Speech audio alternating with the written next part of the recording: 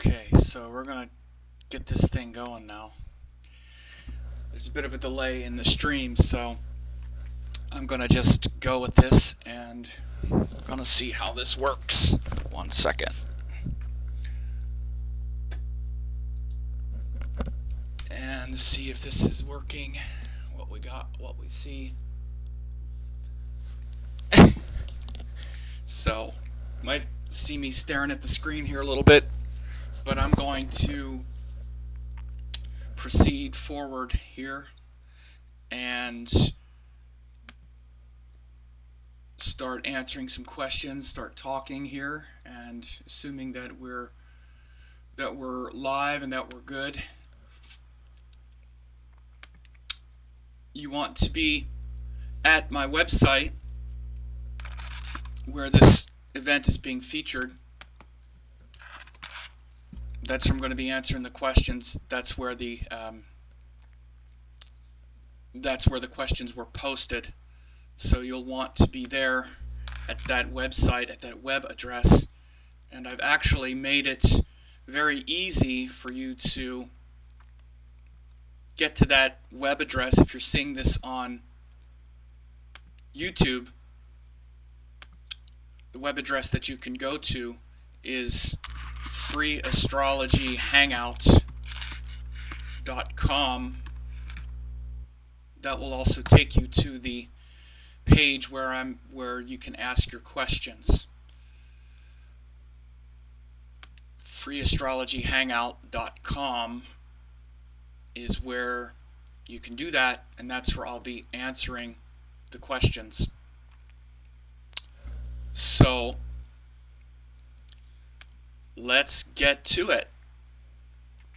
I'm going to first do a little thing here, go to this, let me see something here. This is a lot, this technology here on YouTube is a lot less tight than I thought it would be. I used to do what's called live stream, or no, it was Ustream is what it was called, and it was very synchronized. It was very easy. This, for YouTube, this is really not that organic. It's not that easy. This software is kind of tangled up here. It's not so organic to work with. So bear with me for getting a little bit of a late start or looking a little clunky here in the beginning. Let me see here. I want to look at this thing. Yeah, okay, so. Alright, so I think we're working here and we're doing good. And so there's a chat room at the webinar, at this Hangout page, where you can ask questions in real time and let me know how the stream is working, how it's going. You can use the chat there. And before I start answering questions, there's been quite a few questions asked.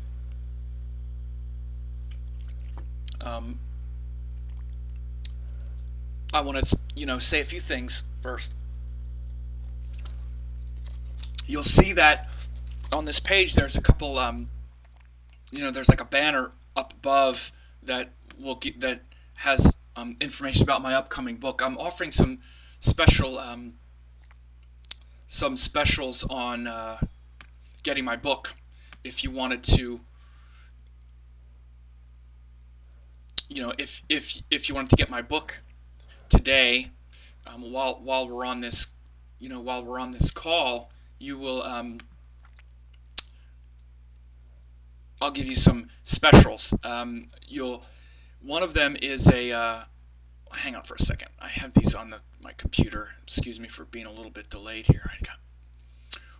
You'll get some free classes on retrograde planets. On, for instance, one of them.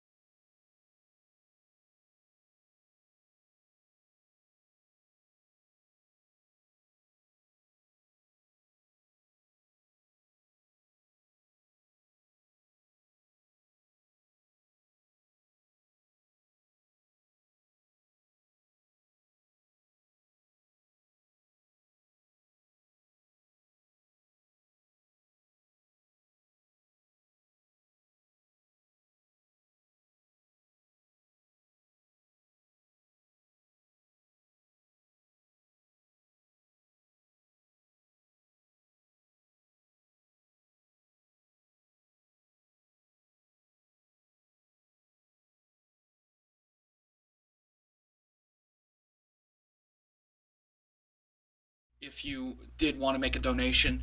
Of course, making a donation means that you'll also get the book, and it's going to be an excellent book. And I'm going to, a lot of the material that I'll be talking about today in general is from the book. So just wanted to mention that first. One of the things that I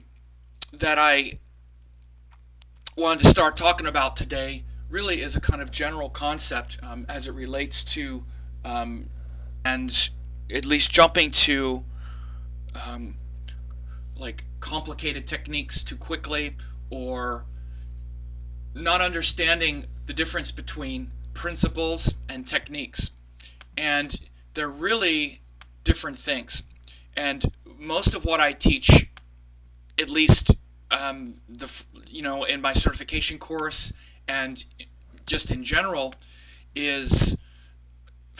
are the principles. Really going deeper into principles is really a lot more important, especially in the beginning, than techniques, because techniques come after principles.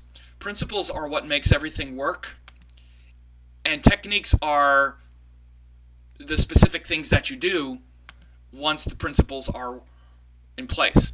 So no techniques work without the proper principles. So, for instance, when we do a technique like, for instance, using Raja Yogas, which is a very important technique in Vedic astrology that has to do with when planets that rule angular houses go into trinal houses, and vice versa, trine lords in angular houses. That's a technique, but it's based on principles, really important principles that you must get. And those principles then migrate over into like every other thing that you could imagine. The principles, have to do with trinal house lords and angular house lords. First of all, like, what's a trinal house? Why is a trine important? What's the trine related to? What's the angular house? What's the angular house related to? And this goes back even further into Vedic frameworks such as, the elements and the Gunas and the Purusharthas, the different qualities of life, and all of these other things that are even further upstream in the realm of principles. So the realm of principle that makes those techniques work, first they start with things like the evolutionary process, the evolution of life on Earth. Really, it starts that far upstream. When you go that far upstream, then you know why Dharma houses 1, 5, and 9 are so important, because Dharma is truth, it's intelligence unfolding, and you understand why, how Dharma leads to Artha, which is about wealth and value, and how we need to take those things that are true and bring them into our life. Like the second house is an Artha house. It's our personal Artha, the wealth and the value that we have all around us, like in the form of our possessions and our clothes and our very close friends. All of these things are an expression of the truth of our life. Not, maybe not what we say about it, but what is actually true. If you want to really look into the measure of a person, look at their, they say, look at your 5 closest friends, average out the salary of your 5 closest friends, and that's your salary. This is the same sort of principle, like who we surround ourselves with is an expression of who we truly are. Personal truth is the first house, personal dharma, personal truth, first house. Second house is the values that reinforce that truth. Then the third house are the interests that come from those values and the things that we're doing as a result. The fourth house is how that feels, which is moksha. So it's dharma, artha, kama, moksha. This is a principle of life that repeats over and over again. You see it expressed in the astrology houses. Again, these are principles. So just starting to talk about that first, because I'm going to be answering questions and stuff like that, but everybody has a lot of questions, and what happens is we gather a lot of information, and we're not really, I'm not saying anyone specific, I'm saying in general. I do it too with things that I start studying. I'm like, oh, how's that work? And then the first thing I want to do is give me the technique, give me the tool, give me the software to do it, to make it work, right? That's what we all want to do. It's like, well, how does it work? But you can give someone the formula, like let's say the formula for wealth or the formula for success. But if they don't have the values built into their life or whatever, it won't work for them. Like for instance, you can give someone, one example that I use is, let's say someone who's a pickup who wants to learn how to meet women. Let's say he wants to learn how to pick up women. Pickup is not a very good line. It just really is just about, like, let's say being more successful dating, like dating tips. The first thing that a guy or a man maybe wants to know is, what do I say? Because guys get tongue-tied. What do I say to the girl that I like? It's like, well, just tell me what to say and it'll be okay. Okay, well, I could tell you what to say. By the way, I don't do pickup. I'm not telling people how to go pick up girls. But in general, someone who teaches pickup could tell you what to say, but you're still going to be saying it. And this is also a good example for the who you are and the words you say, who you are and your values, because your values and what you speak and what you communicate is also second house. So someone who teaches men how to pick up women, they can tell you what to say. Like, walk up to the woman and just ask her this. And walk up to the woman and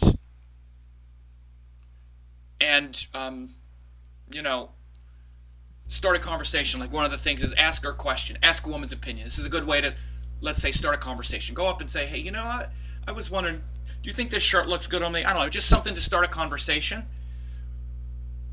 So they can give you the words to say, they can give you the technique, but you still have to do it. If you do it and you're all nervous, you're still going to be nervous doing it. It's still you. And so this is the same kind of thing like with techniques studying astrology. We're only going to be as efficient and as as effective in our style as we actually know the subject, and as we actually are integrated in the truth behind the principles. The principle of, let's say, picking up women is to be comfortable with yourself, is to know yourself really well, and then when you go up, you're not so uncomfortable. The discomfort is because you don't know who you are, or you're not settled. Let's say, as an example, the same is true in like astrology study, learning astrology. It's the same kind of thing. When there's no foundation and it's just gathering a lot of information, there's a lot of illusion around. Oh, I know this. Like, I know Jupiter is exalted in Cancer, but what if it's? But also, I heard that if it's retrograde, then that's Nichibanga, that cancels it. So what does that mean? It's like there's so much that's implied in that. There's so much that's implied in Jupiter is exalted in Cancer. Or I'm sorry, yeah, Jupiter is exalted in Cancer. Jupiter is debilitated in Capricorn. There's so much implied with that. Even though it's a simple statement, it's kind of like just go up to the girl and ask her opinion. There's so much that's implied, there's so much backstory there to just say, oh, okay, I can do that. So go ahead and do it once and see what happens. It sounds so easy. Just like it sounds so easy, Jupiter is debilitated in Capricorn. So what if it's retrograde? What does that mean? So many times, just to confess, I'm asked to answer questions, especially like people will ask about their birth chart. They'll give you their whole chart. I am Scorpio with Jupiter in the second house, and it's retrograde, and I have Kethu with this there. What does that mean? It's just like, that's 5 lifetimes of explanation if someone were to really break it all down. So you want to be careful when you're learning astrology and studying astrology to not to get into this illusion of understanding, this illusion of, what I call as the I get it already syndrome. And it's very easy for us to get into this. to think, because we've gathered a lot of information about a lot of things, that we understand that already. Okay, I already know all about that stuff. Now, what about this complicated stuff? What about this, this Nichabanga Raja Yoga in Dishtanas? What about that? Is it good or bad? And you'll see this will be the kind of thing. They'll say 5 or 6 things and say, is it good or bad? Which is to reduce something that's very subtle, very complex, which would take a lot to untangle, which shows all of the complexity of what the thing is. Life is complex. And so you can notice something in your studies, notice something in your thinking, really. If you're wanting to have astrologers or people that you're interacting with make something simple for you because you know all of this stuff, so which is it, good or bad? Then realize you don't really know it. Because if you knew it, you would realize it's so complicated. I mean, there's no way to reduce something that complex to something that's good or bad. First of all, everything is a mixture of good or bad. And even one thing, like a planet in a sign, is very complex, especially when you break it down on the level of principle. And the way I work and the way I recommend everybody study and learn Vedic astrology is through Vedic principles. The greatness of the Vedic system is it's full of frameworks and principles. When I say principles, I mean, like I said, the 5 elements, the 3 gunas, masculine, feminine, yin, yang, the 4 purusharthas, dharma, artha, kama, moksha. Then there's all kinds of other structures, like when you have the astrology signs, you have the size, you have the feet, you have, rises with the head or the tail with the planets. You also have related to Vishnu avatars. You also have different qualities of planet as a karaka, as a benefic or a malefic, gentle or cruel. You have all of these are frameworks. These are principles. Every principle is deep. Even the principle of gender. Just understanding gender as a principle, as a framework. Well, I know gender is masculine or feminine. Okay, this one's masculine, this one's feminine. And we can put little words to them. We just want to fit little words on these big structures. But gender, for instance, is the quality of the planets and also the signs. But then you have masculine, feminine, and neutral genders. So it's not just that this is a structure. Each planet is a different part of that. Each different part of masculine energy, different part of feminine energy. And then you have Mercury and Saturn. They're neutral. They're not gender charged. They're not about this or that. This is a huge structure. If you don't really understand that, then it's hard to understand, it's hard to delineate, for instance, the difference between the moon and Venus. Well, they're both feminine, so they both want love, and you see this all the time, these 2 planets confused. Literally, like just mixed up. As if they're interchangeable, like Mars and the Sun. Well, there's Mars, the Sun, like they're the same one. They're not the same. Because you'll look at the gender.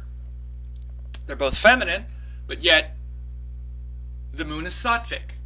Venus is rajasic. This is a difference. What does that mean? It's a big difference. One is sattvic, which is motivated toward selflessness, caretaking, sacrifice. One of the big words for sattva is sacrifice, where we want to sacrifice for another. Like a mother. A mother is about sacrifice for the child. Venus is not sacrifice. Venus is rajas, which is about interchange, exchange. So they're both feminine. And again, that doesn't mean, like, Venus also has a masculine nature, which is expressed through Libra. But it means that they activate feminine energy, which is the quality to receive, to comfort. But it's a huge principle. I could talk 3 hours about gender. Literally. I could almost talk 1 hour just about the principle, well, easily. I could talk an hour or 2 just about the principle of gender, not even discussing the planets, how each planet is a different quality of gender. Mars and the Sun Mars, Sun, and Jupiter are the masculine. They activate masculine energy. Moon, Venus activate feminine energy. Mercury and Saturn are not charged with gender. They're about being neutral to that whole thing. Again, it's a gigantic principle. So I just wanted to start, before I get into answering a lot of questions and stuff like that, to just talking about this first, because it's huge. It's much more important than a lot of the. I'm not saying more important than anyone's individual question or anything, but it's a lot more important for any study. And if wherever you're weak along these frameworks is where your practice is just going to really fall apart. You have no support for the practice if you don't learn it, if you don't learn this. It's not me being arrogant. Sometimes people really don't like when I say that. You know, everybody's different and blah, blah.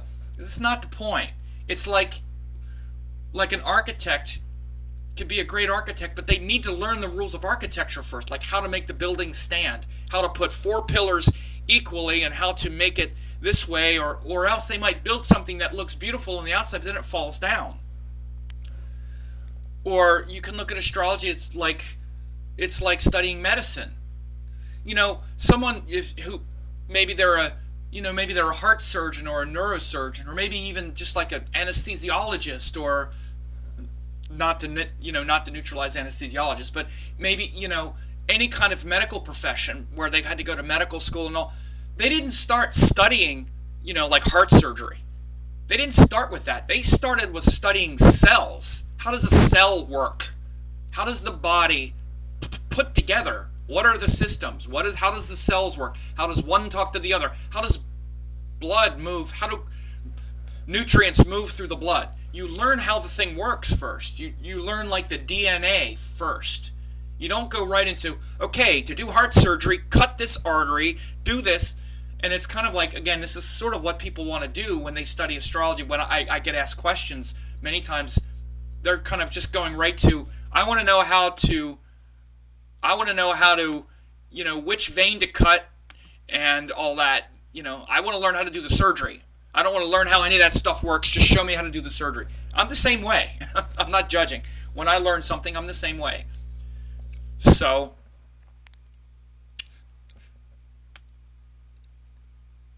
I find students, it's very easy to focus too much on methods without learning the principles first. So I'm going to take a few questions. The first ones were actually asked on the Facebook page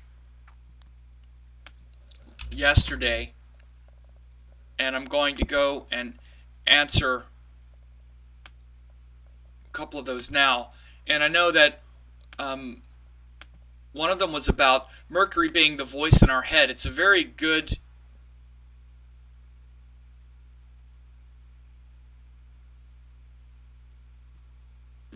question.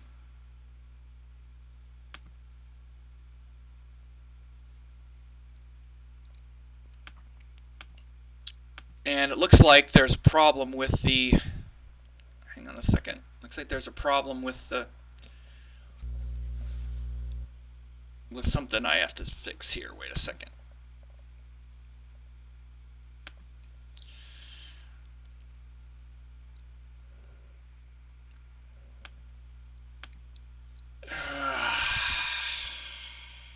Mercury retrograde. Okay.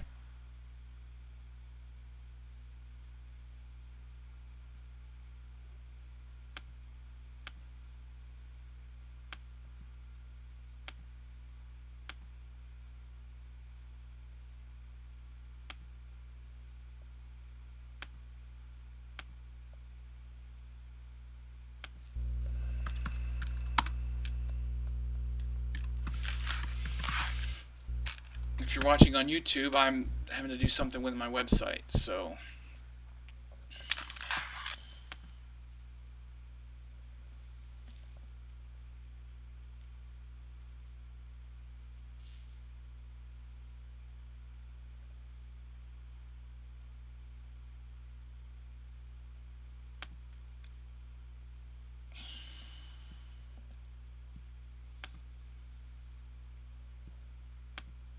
I'm having some problems here. Wait a second.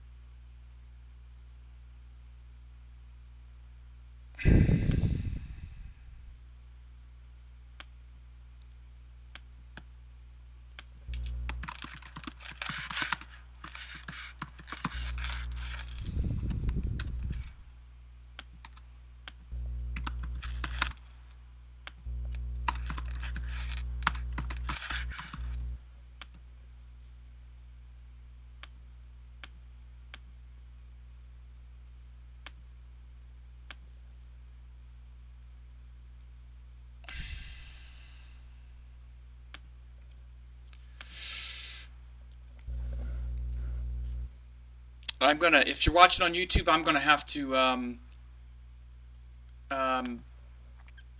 take care of something, and I'll maybe be back in a bit. Check back. Um, sorry, like my this was streaming from my other website, and the whole site just crashed.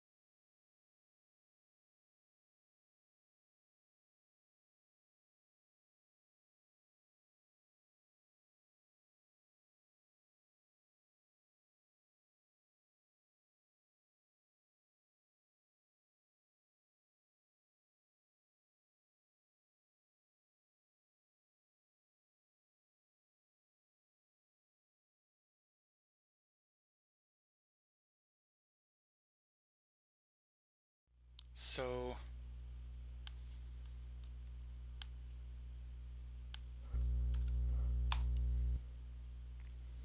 watch it on YouTube now.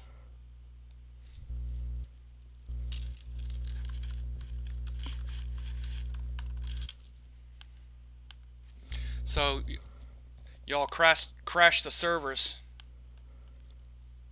So okay, so watch it here now. We all crashed the servers. The server couldn't handle it. So I thought my server could handle it, but it couldn't. So we could just do it on YouTube. So it's my websites are back up now, I think. At least some of them are, but the it crashed the server, so we have to do it on YouTube. So you can ask your questions here on YouTube. Should be up now and working. So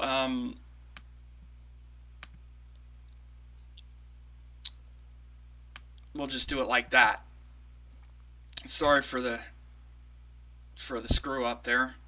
So yeah, everybody just watch it on YouTube. One second, I just want to make sure to do this. Mercury retrograde, right? Okay, that's what I get for minimizing Mercury retrograde. Right, so I'm just going to do this and then we'll get to the questions. Alright, there we go. Okay, so the first question that I got was about Mercury retrograde, or I'm sorry, was about Mercury in the signs, and Mercury is like the voice in our head. And so it's a really important question. It was asked like what that would be like, you know, how that would work in each one of the signs. How is Mercury, that voice in our head, how does that work in like each of the different astrology signs? So it's you know, it's a good question. Mercury is that voice in our head, and that voice that we're telling ourselves, it's really important. So it's, you know, it's not just the astrology signs, but really how Mercury is disposed, how Mercury is oriented, really has a lot to do with what we are telling ourselves, and you know, how we believe that story, or whether we believe that story. I mean, think of how important that is. Mercury is, you know, as I said, you know, on the level of principle, Mercury is that, he's that, you know, the minister, it said, you know, he's the minister, he's the one who's closest to the king. He's got the king's ear, and he is the one who is interpreting what is, you know, what is happening in your kingdom. And so as he goes around the zodiac, as he goes around, you know, both in the sky, in the different signs, he influences the collective. That's why when he goes retrograde, we all kind of, you know, there's a tendency for technology to mess up and things like that, like we're seeing today. But also, wherever he is by transit, relative to your Mercury, relative to your chart, you know, like wherever Mercury was, then it'll have a different story. You know, there'll be a different story going. And so that story in our head is really also a lot about what we're able to create, because Mercury is the one that goes to all the different parts of our psyche. He goes to all the different parts of ourself and bridges the gaps. I was just talking about the quality of planets being neutral, and when planets are neutral, they don't have that sort of charge and that sort of bias. This is one of the biggest qualities of the gender of the planets. is that when the planets are neutral, Saturn and Mercury, they're not charged with that bias necessarily, that bias to, you know, like win and conquer and overcome and all like that. Nor are they biased toward, you know, which is masculine nature. You know, the masculine planets are oriented towards conquer, you know, towards conquest and towards excitement and individuation. The feminine planets are oriented towards connection and comfort and beauty. This is just masculine, feminine energy in life. Mercury is neutral. He's not either one.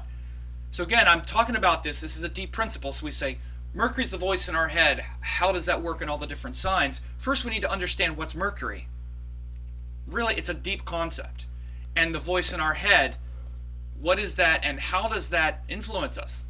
Well, again, when Mercury, because he's neutral, again, Mercury's neutral. Often people say, so that means that he gives bad stuff when he's joined a bad planet, or good stuff when he's joined a good planet. Again, we get into good and bad, polarizing.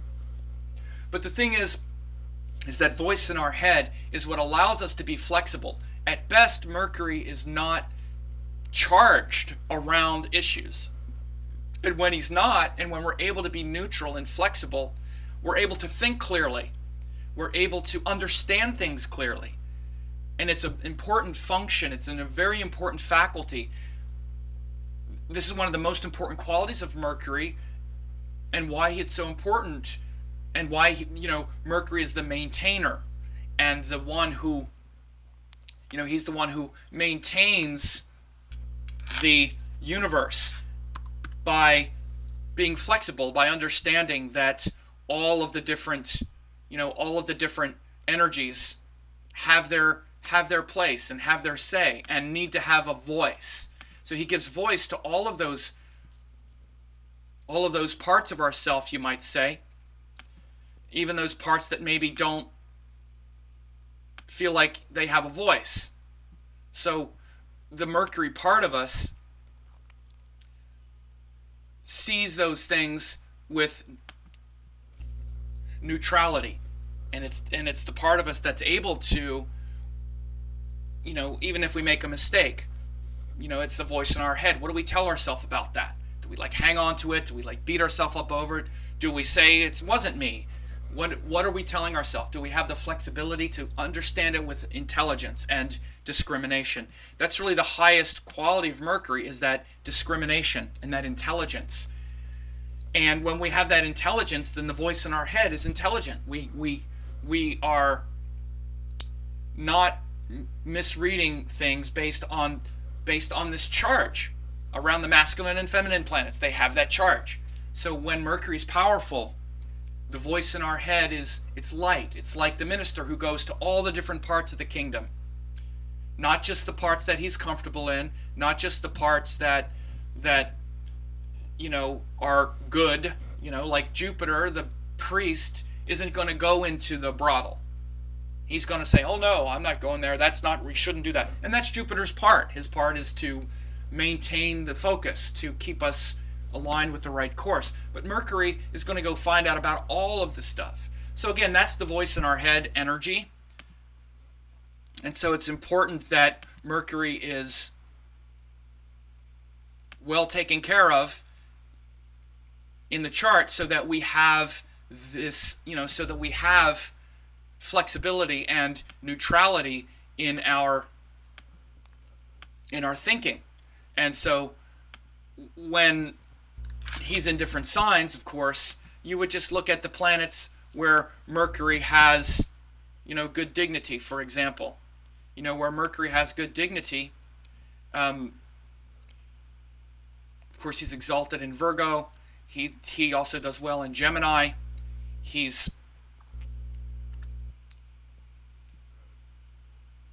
also does well in all the earth and the air signs. That's just his nature. And so when he's in those signs, he naturally has more either practicality, which is more of the earth sign quality, or the quality of air, which is more intelligence and flexibility.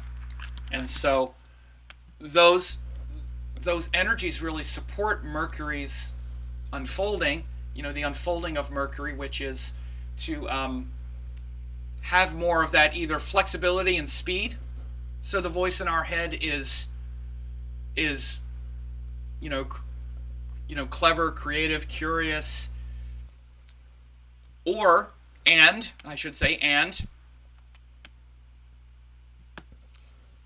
if it's in the earth sign, then that voice is more practical and it's not so charged. There can definitely, there can be difficulty when Mercury is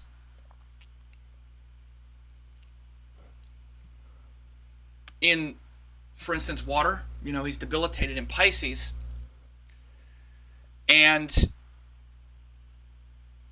also in fire, because of the individuality, the judgment, because fire has a lot of judgment to it. Fire is about individuality. It's about me, not you. I'm right. And this black and white nature that takes that Mercury flexibility and neutrality and polarizes it. Fire is a very polarizing element. Again, these are all principles. These are frameworks and principles that I talked about in the beginning. It's a deep principle. Even just talking about Mercury and the voice in our head, you got to understand why, because all of these are different situations. Mercury in a fire sign is going to be much more polarized, because it's going to bring this black and white, right and wrong. That's just the nature of fire. And that's very good for Mars and the Sun, Jupiter, because they're about action. Fire is good for action because we need to do the right thing, not the wrong thing. That's good for acting. Do the right thing, not the wrong thing. When you're talking, when you're communicating, that right and wrong, it creates a lot of polarity. It creates a lot of difficulty. Because then there's only one possibility. Either I'm right or you're right. It's this way or that way. It's hard to talk to people like that are always trying to push you into some polarized extreme. That winds up being quite difficult. And so this is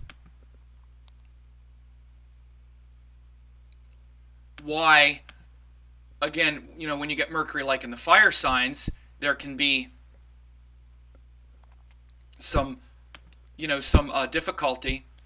And when you get Mercury in the, there can be the difficulty with the with that sort of polarizing nature. When you get him in water signs, there's a excessive emotion that is also quite stressful. Then, instead of it being polarized around, black and white, yes or no, right or wrong, then it's like trying to merge everything, and emotion clouds our discrimination. And again, so then the voice in the head becomes excessively emotional. And again, the greatness of having that voice in the head being clear is that, when it's clear, then we're not, then we're able to adjust to things. We're able to see things with intelligence and with discrimination, and see things with, in a way that's lighthearted and that's not about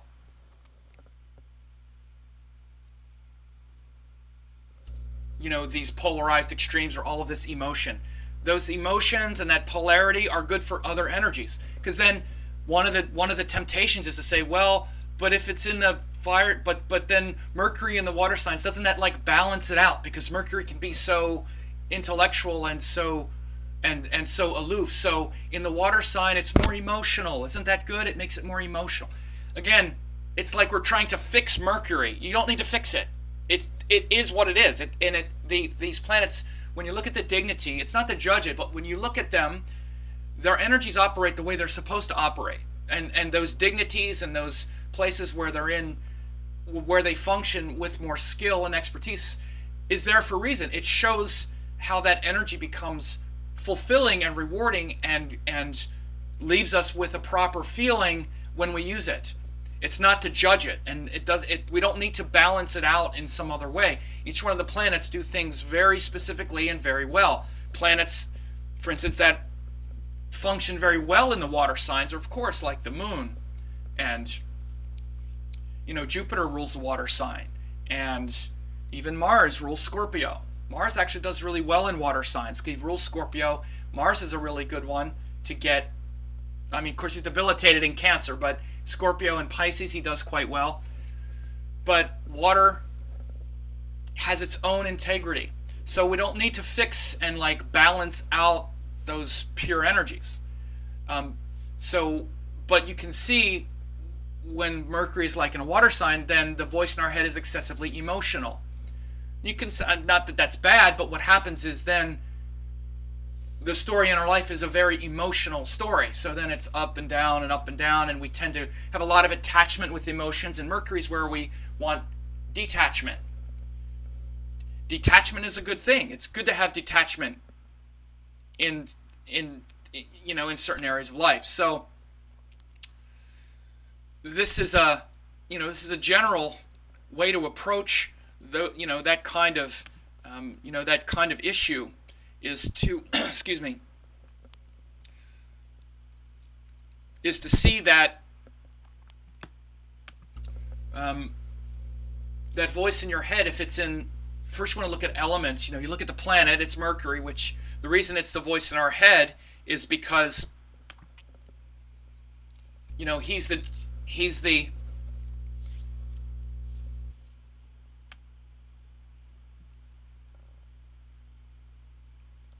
minister who goes into all of the different areas of the kingdom and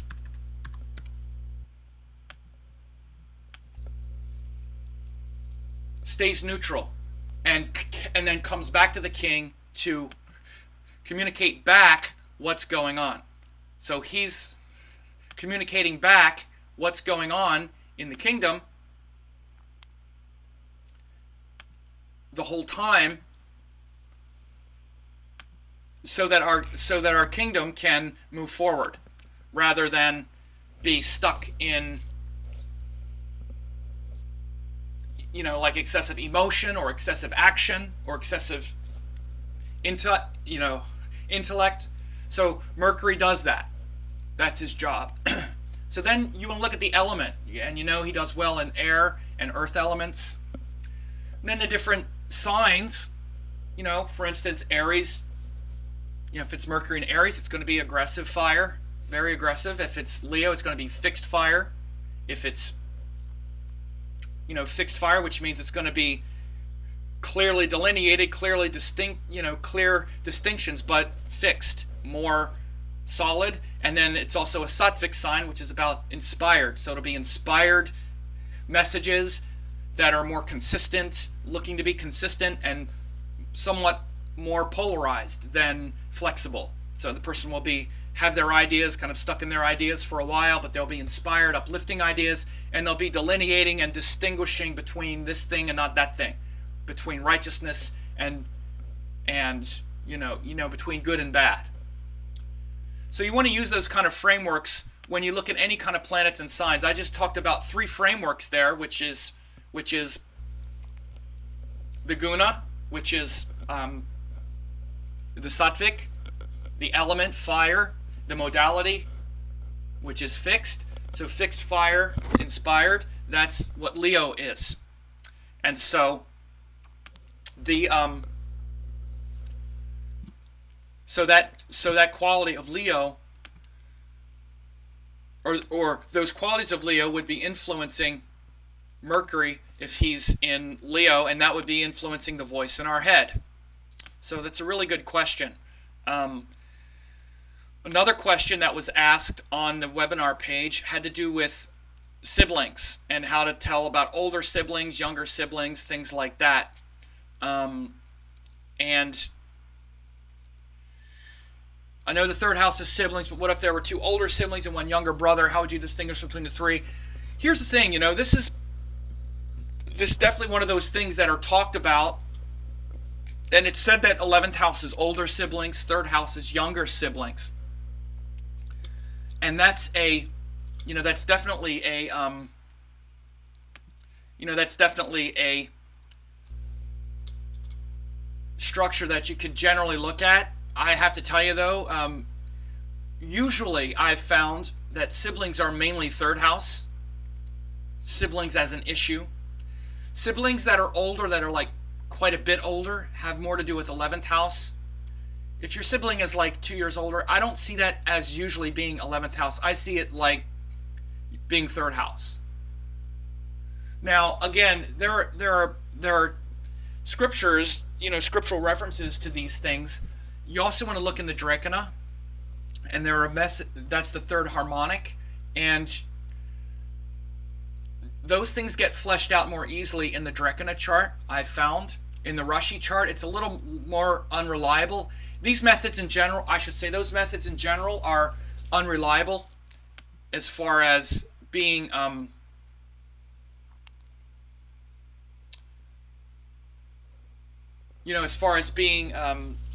able to bank on it. And these are the kinds of techniques that you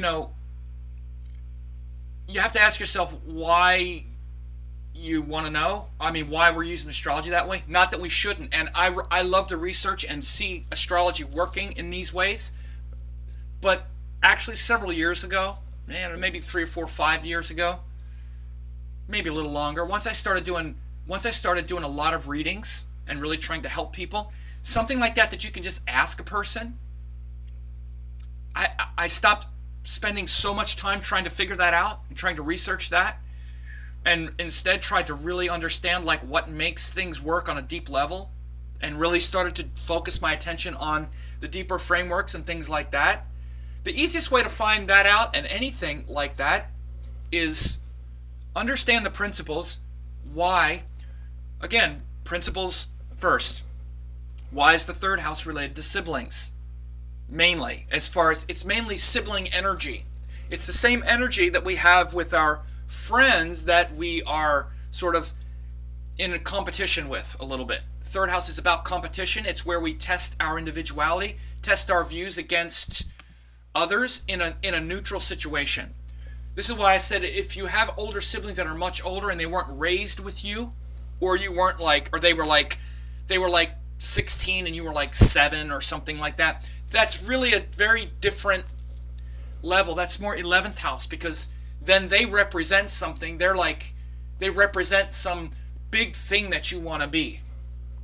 And that's more of the 11th house. Like, yeah, my older brother who was, I grew up watching him dating and driving, and that kind of relationship with an older sibling has to do with 11th house. So it depends on the age. Because, again, you want to understand the concept, because that's 11th house energy. 11th house is like, yes, I could do this big thing that I could do. And that's also, we see that if we have an older sibling. Some people don't have an older sibling, but they still have an 11th house. Again, this is why I focused on that kind of thing more. More understanding what those specific things mean. It's more important to understand and nail the quality of the 11th house than it is to understand this mind-numbing technique to figure out how many siblings someone's going to have by assessing the 11th lord in the Dracana, or some kind of complicated technique that's generally only going to work, even at best, 75% of the time, if it works that much. So what you can do is just conduct research into it, but first know what you're researching. Knowing why 11th house is older sibling, I just told you, because it's that thing that thing we're aspiring to. Like when we're a kid, we don't aspire to change the world. We don't aspire to provide clean water to everybody in Africa or something like we do when we get older. We aspire to drive or go on a date or not have to go to bed at 8:30 like my older brother, who gets to stay up and watch TV and goes out or whatever it is. That one day I'll be able to do this is 11th house. Sometimes that's been shown to us by an older sibling, but it activates that energy. Third house is more of the competition, where we're raised in a neutral situation. You and a sibling who is maybe a year or two older, and you're fighting and you're in competition with them. You have to compete for your own views, where your own views get heard, where you have an overlord figure or a parental figure, an authority figure like your parents, and the two of you are having to kind of grapple for, like, to prove who's smarter, who do they like more, who's winning. You did this to me, no, you did that to me. You know, again, this is all like sibling stuff that plays out. This is third house energy. It's really the house of the ego. That's what the third house is. It's the house of the ego. And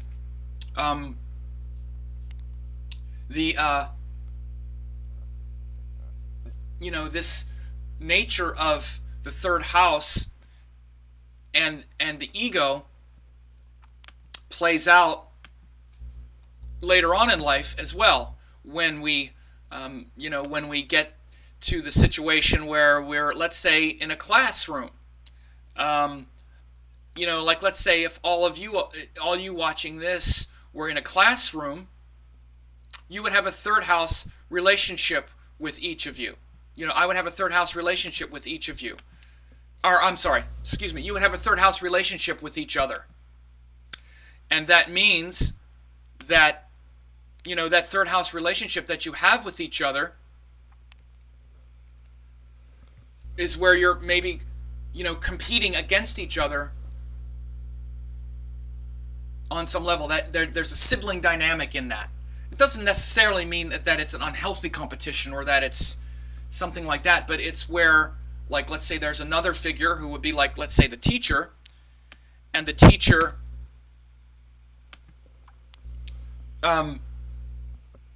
you know, the teacher is like, oh, very good. You know, be like, oh, yeah, I'm good. And then someone else might be going, I want the teacher to think I'm good too. Kind of, this is a sort of thing to see the similarity between the sibling and the third house as you get older. And it's where we sort of have to, you know, fight for our ideas, you know, vie for our own ideas and vie for our own views to be heard and to be appreciated. And so the this is a quality of the third house that is related to siblings. This is why Mars is the karaka of the third house. And it's said that Jupiter is the karaka of older siblings. You know, Mars is the karaka of the third house and of siblings, and Jupiter is the karaka of 11th house and older siblings. And so I've seen a lot of change, though, especially if a sibling is like a year old and you're raised with them. I really don't see that as 11th house. I see the 11th house sibling as the one where there's that distance between you where they inspire you to this 11th house, this like hope and inspiration. Since I've explained those two things to you, it's good to research it. I recommend you research it. Research everything. Find people that have good birth times and say, hey, I'm doing some research on siblings. If you have older siblings or younger siblings and you have a reasonably accurate birth time, it doesn't have to be down to the exact minute, can you send me your birth information?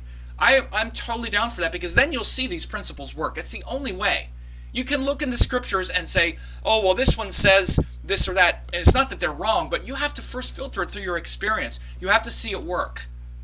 You have to see it working for yourself. I can tell you, again, I can give you the thing, but then you would have to actually go apply it. These techniques that show specific things like that, like, where do you see adopted, you know, like you'll say, what about if someone was adopted? Where do you see step parents? And where do you see step brothers and sisters? And, you know, these things that sound simple, there's always a certain level where no matter how much you nail the technique, there's going to be times when it doesn't work. I have to say this.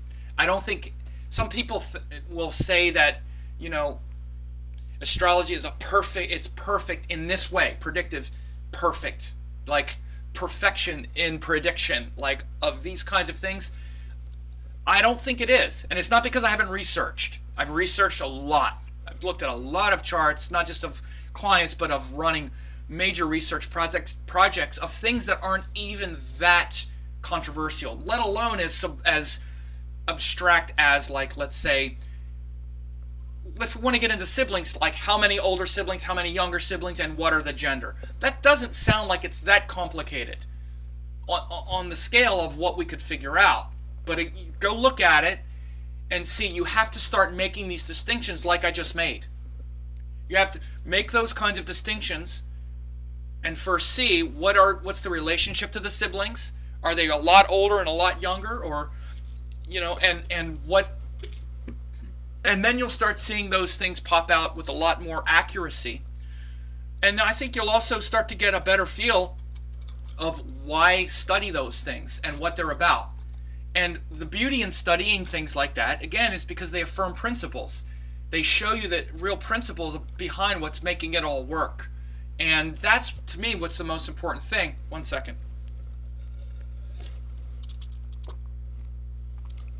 I must have the trusty green smoothie. This is blended kale, apple, lime, some very good green powder. And I know some of my Ayurvedic friends don't believe in the juicing, but let me tell you something. It's good. One second. I need a little more. So I understand that the other site is back up. The server crashed. So you can kind of go there. You can ask questions at the Facebook. I'm even also checking in on YouTube. Sorry, I've been a little distracted. I've been trying to get the site back up. I had to do a little bit, so we just did it. But it's just 1 hour. So far, even after 1 hour, we've gotten a lot done. We had a little glitch. Little Mercury retrograde saying, yo, I'm here. Check me out, I'm here. So I'm hoping that other page doesn't crash, because it has some information about special that I'm doing, and I'll put it up on the screen here. I'm doing a couple specials where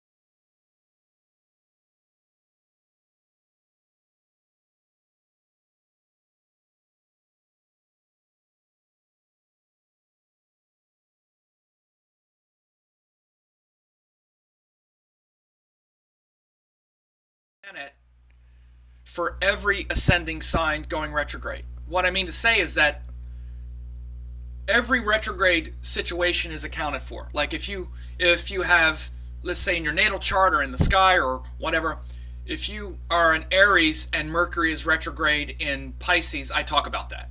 I talk about every ascendant, every planet retrograde in every sign. So when Mercury's retrograde for, actually not in every sign, but like if Mercury is retrograde for Aries, it's this, because it's this 3rd and 6th Lord retrograde. For Taurus, it's the 2nd and 5th Lord retrograde. There's very specific rules that are used for retrograde. One second. Retrograde planets affect the houses they rule, and what they rule is a karaka. What they produce, basically what they show visibly. Because the retrograde planet appears to be moving backwards from our place on Earth. And it's really related to our place on Earth, which has to do with the astrology signs. The astrology signs really have to do with our life on Earth. Lord Vishnu assumed the auspicious forms of the 9 planets. So the planets are the forms of Lord Vishnu. His invisible form is as the zodiac, as the Rashis. And then what he produces, what gets produced, the forms have to do with the houses, the planets that the houses rule, and the planets as karakas. Those are the visible things. The visible form of Vishnu as the planet as a karaka, and what the karaka produces as a house ruler. Those things get interrupted. So that's different for every ascendant. Mercury retrograde is going to disrupt differently for Aries than it does for Leo, because for Leo, Mercury rules the 2nd and 11th house. For Aries, Mercury rules the 3rd and the 6th house. For Capricorn, Mercury rules the 8th and the 6th and the 9th house. So in my retrograde course, in this full course, I talk about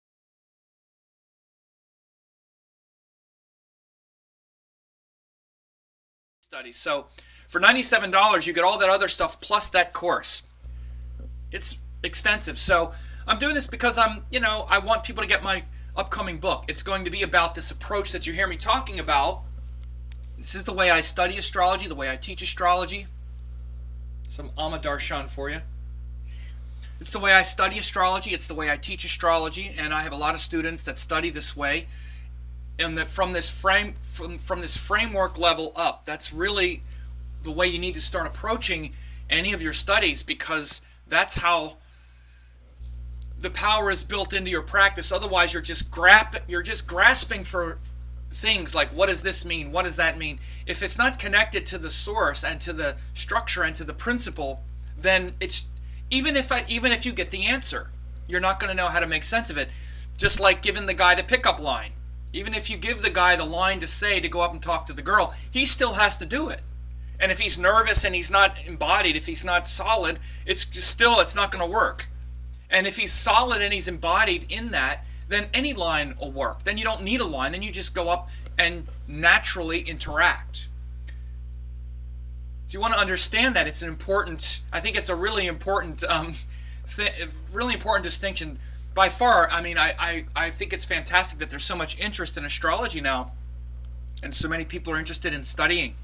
And we need to be careful of not to be seduced by just gathering a lot of information and thinking that it's knowledge, thinking that, oh, I know this is exalted here, and so what about this and that? What does that mean? That's not knowledge. If you can't really explain the first part of the equation really well, like if you don't understand and you can't put into words why, let's say, Mercury is debilitated in Pisces, explain it in great detail to someone who has never heard of astrology. That's really the test. If you use a lot of lingo to explain things, then you don't get it. You should be able to go up to anybody and just explain the principle without even talking about a planet. What do I mean? I mean this. In fact, I just kind of did it with Mercury. If I want to take Mercury out of it, I would say something like, if I'm just talking to someone, and I do it in readings, I'll say, the part of you that wants to be flexible and creative and curious and understand those problems in your life that come up, sometimes it can be a little difficult for you because you get so emotional. And it's hard to really understand and figure things out and have flexibility to have some discrimination and some dispassion from it when we get so emotional and we get so emotionally triggered by things. And it's like trying to talk while you're crying and trying to communicate while you're so emotional. This part of you that is trying to really be flexible and to understand things has a hard time because it gets overwhelmed by emotion. That's actually just explaining why Mercury's debilitated in Pisces in a quick way. So if you don't really get that, then don't move on to the next thing.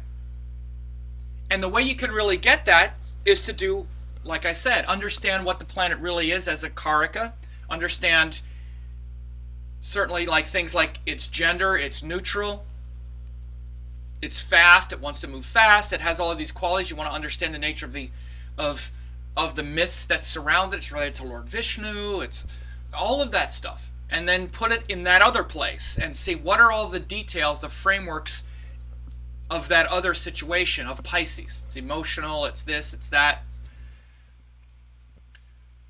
So those frameworks are really important to learning. And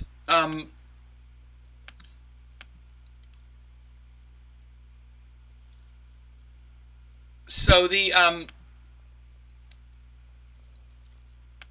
some of the current astrology right now is worth discussing.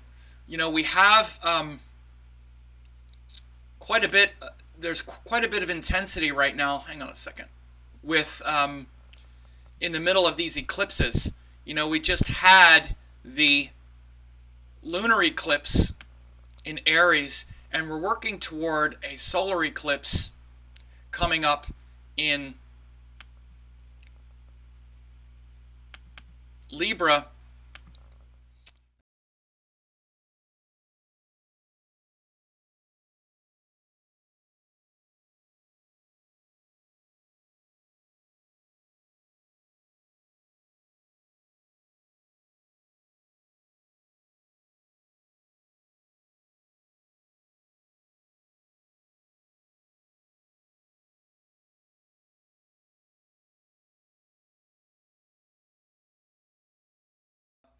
And, you know, that chart that I just put up there was made to illustrate, you know, one of the difficulties that's happening in the world right now with the Japan, with the crisis in Japan. Now, some people wanted me to talk a little bit about this. People had some questions about that. They emailed me privately, and the whole issue with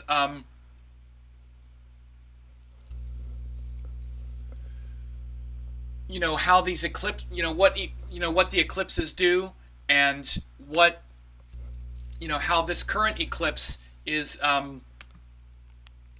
also showing this, potential situation in, Japan. So, when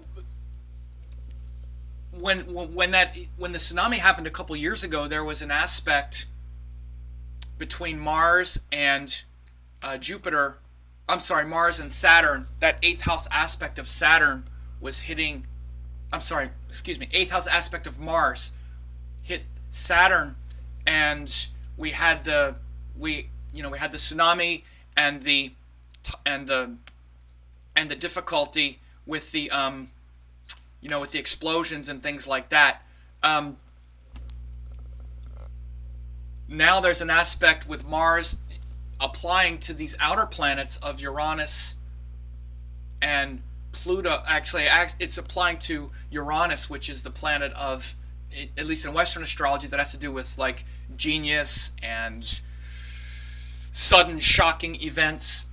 And the situation in Japan with with having to move this spent fuel is really being shown by that in Western astrology, but also eclipses in general, and Rahu and Kethu, especially Rahu, has to do with nuclear energy, with radiation, and it's really a time to check in with what we could do globally to make these things, hopefully work out a little bit better, bring the international community together somehow. Certainly a time to pray, because it's a really thorny situation, and we're going to be seeing this more in the mass consciousness. Not necessarily that it's going to be this tragedy that ends humanity and all like that, as a lot of people are saying, but it's going to become part of the mass consciousness a little bit more I think as we get closer to this eclipse, we're going to be seeing it talked about more, and then afterward. And the reason it's related to to nuclear energy using Vedic astrology is, when you look at Rahu and Kethu are the nodes that eclipse the luminaries. And in order to have an eclipse, we need to have the sun joined the node. The sun needs to join the node. That's the month that we have eclipses, in case you didn't know that. When the sun joins either Rahu or Kethu, we have eclipses. And Rahu especially is, nuclear power is really like kind of usurping the power of the sun. It like takes the power of the sun and creates this chemical reaction that really only happens on the sun. This is what the sun does naturally. The sun is naturally a thermonuclear reactor, turning hydrogen into helium. This is its natural process. The sun, that's what it is. It's a thermonuclear, scientifically, or, that's where the heat comes from. It's generating enormous amounts of radiation. And of course, the Earth's atmosphere filters out certain harmful effects of the sun's spectrum of light, the UV spectrum, and other things. But there's also a lot of radiation that comes from the center of our galaxy, which runs along the plane of Ardra and the middle of Mula. The sun also extends a protective sheath over the whole solar system, which is called the heliosphere, which protects us from radiation from the center of the galaxy. If the sun, the sun isn't just the ball in the sky. It's also, it has a protective layer that goes over the entire solar system called the heliosphere. Again, this is the nature of the sun. This is another deep framework. The nature of the sun is to protect the Earth. It's what it does. It's not just a principle. The sun is a protective energy astrologically. It is astronomically as well. It's not just that the moon preserves life and gives nourishment astrologically. It does astronomically as well. The planets actually do what they do astronomically. They do them astrologically as well. So this protective layer of the sun is what protects us from radiation from the galactic plane, or mainly from the galactic plane, mainly from the plane, but also, it's a nuclear reactor. So this is why Rahu and Kethu are related to radiation, and they're really about nuclear energy, because it's the nature of Rahu to just want to get the power quickly without thinking about the consequences. Total nuclear energy. Well, if we can do it, let's do it. Let's worry about the waste material later. Let's worry about all that. Here's the thing to realize, with this crisis or not, the spent fuel from nuclear fission, from nuclear reactions, we've never known what to do with it. Right now, we have pockets of the Earth and like mountains where we've buried nuclear spent fuel. We don't know what to do with it anyway. We've just been putting it somewhere since we've started with nuclear power. It's not like this crisis is showing a problem that doesn't exist. Now the reason it's a problem is we don't know how to dispose of it cleanly or properly, and so it's highlighting a problem that's been there the whole time. Excuse me. Little tea. And it's this indiscriminate nature of Rahu that is really shown by nuclear energy. To want to get the power quickly without considering the consequences of what to do with it, or how we're going to dispose of the toxic residue, or the fact that we have these incredibly dangerous facilities that if all of the... This is for every nuclear plant in the world, and there are, I don't know, hundreds if not thousands. Every single one of them has the potential, if you were to release all of the pent up, all of the power that's stored in the fuel rods and all that, probably enough radiation in every single one of them to destroy all of life on Earth. If it were all just released, which is the fear of Fukushima, it's not like it's this gigantic facility. It's like every other nuclear plant. But every one of them has the potential to poison the whole Earth with its, payload. So this issue, I'm talking about this because this issue is really ripe right now because of the I really think that this whole issue of nuclear energy and what we need to do with it, and this crisis, this Fukushima crisis, is really going to be in the forefront now because of this, or we're seeing it in the forefront now because of the eclipse, and it's going to show us a remarkable opportunity, or it's going to give us a remarkable opportunity to hopefully come together as a species and as a to get a handle on what we can do about this. First, we have an immediate crisis that is getting our attention, and this is very eclipse-like. And again, it might seem like, well, but the world's not paying that much attention right now. It will be paying attention. It will have to. This situation is a huge crisis. We've never done this kind of thing before. Tried to move 400 tons of spent fuel from a location that's crumbling, that's falling apart, that's lurching, and the consequences of that, all of that released, would be just catastrophic. No nuclear authority on this planet has determined otherwise, that if that spent fuel is exposed, it would be utterly devastating and on a magnitude that we can't really understand. Not to mention, we've already had 3 full core meltdowns at Fukushima. 3 full meltdowns where the core melted through the reactor into the ground, and who knows where it's at now. 3 of them. So again, and no one's talking about it. So these issues will have to be talked about. So I just wanted to talk about some of the current astrology as well right now, and what we're in. And again, if people did want to, I talk a lot about these, the qualities of, I should say, I'm going to be talking more about these qualities of retrograde planets in an upcoming webinar as well. So you want to look out for that as well. Sorry, I'm fixing something here. So I'm going to take a few more questions now here at the site. At the original Hangout site. It's working now. I think it'll be working. Some people are at YouTube, some people are here. It just crashed the site. That's what happens. Sometimes sites crash when a whole lot of people get on them. And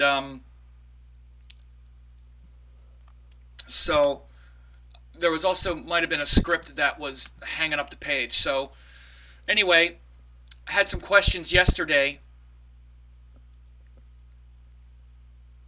where, okay, so I just talked about one related to the eclipse, and a person, Johnny, had a question about like the general significance of an eclipse and what should be more mindful during the times of an eclipse. How is a solar eclipse different from lunar? Does solar have more impact than lunar since it affects the sun or soul?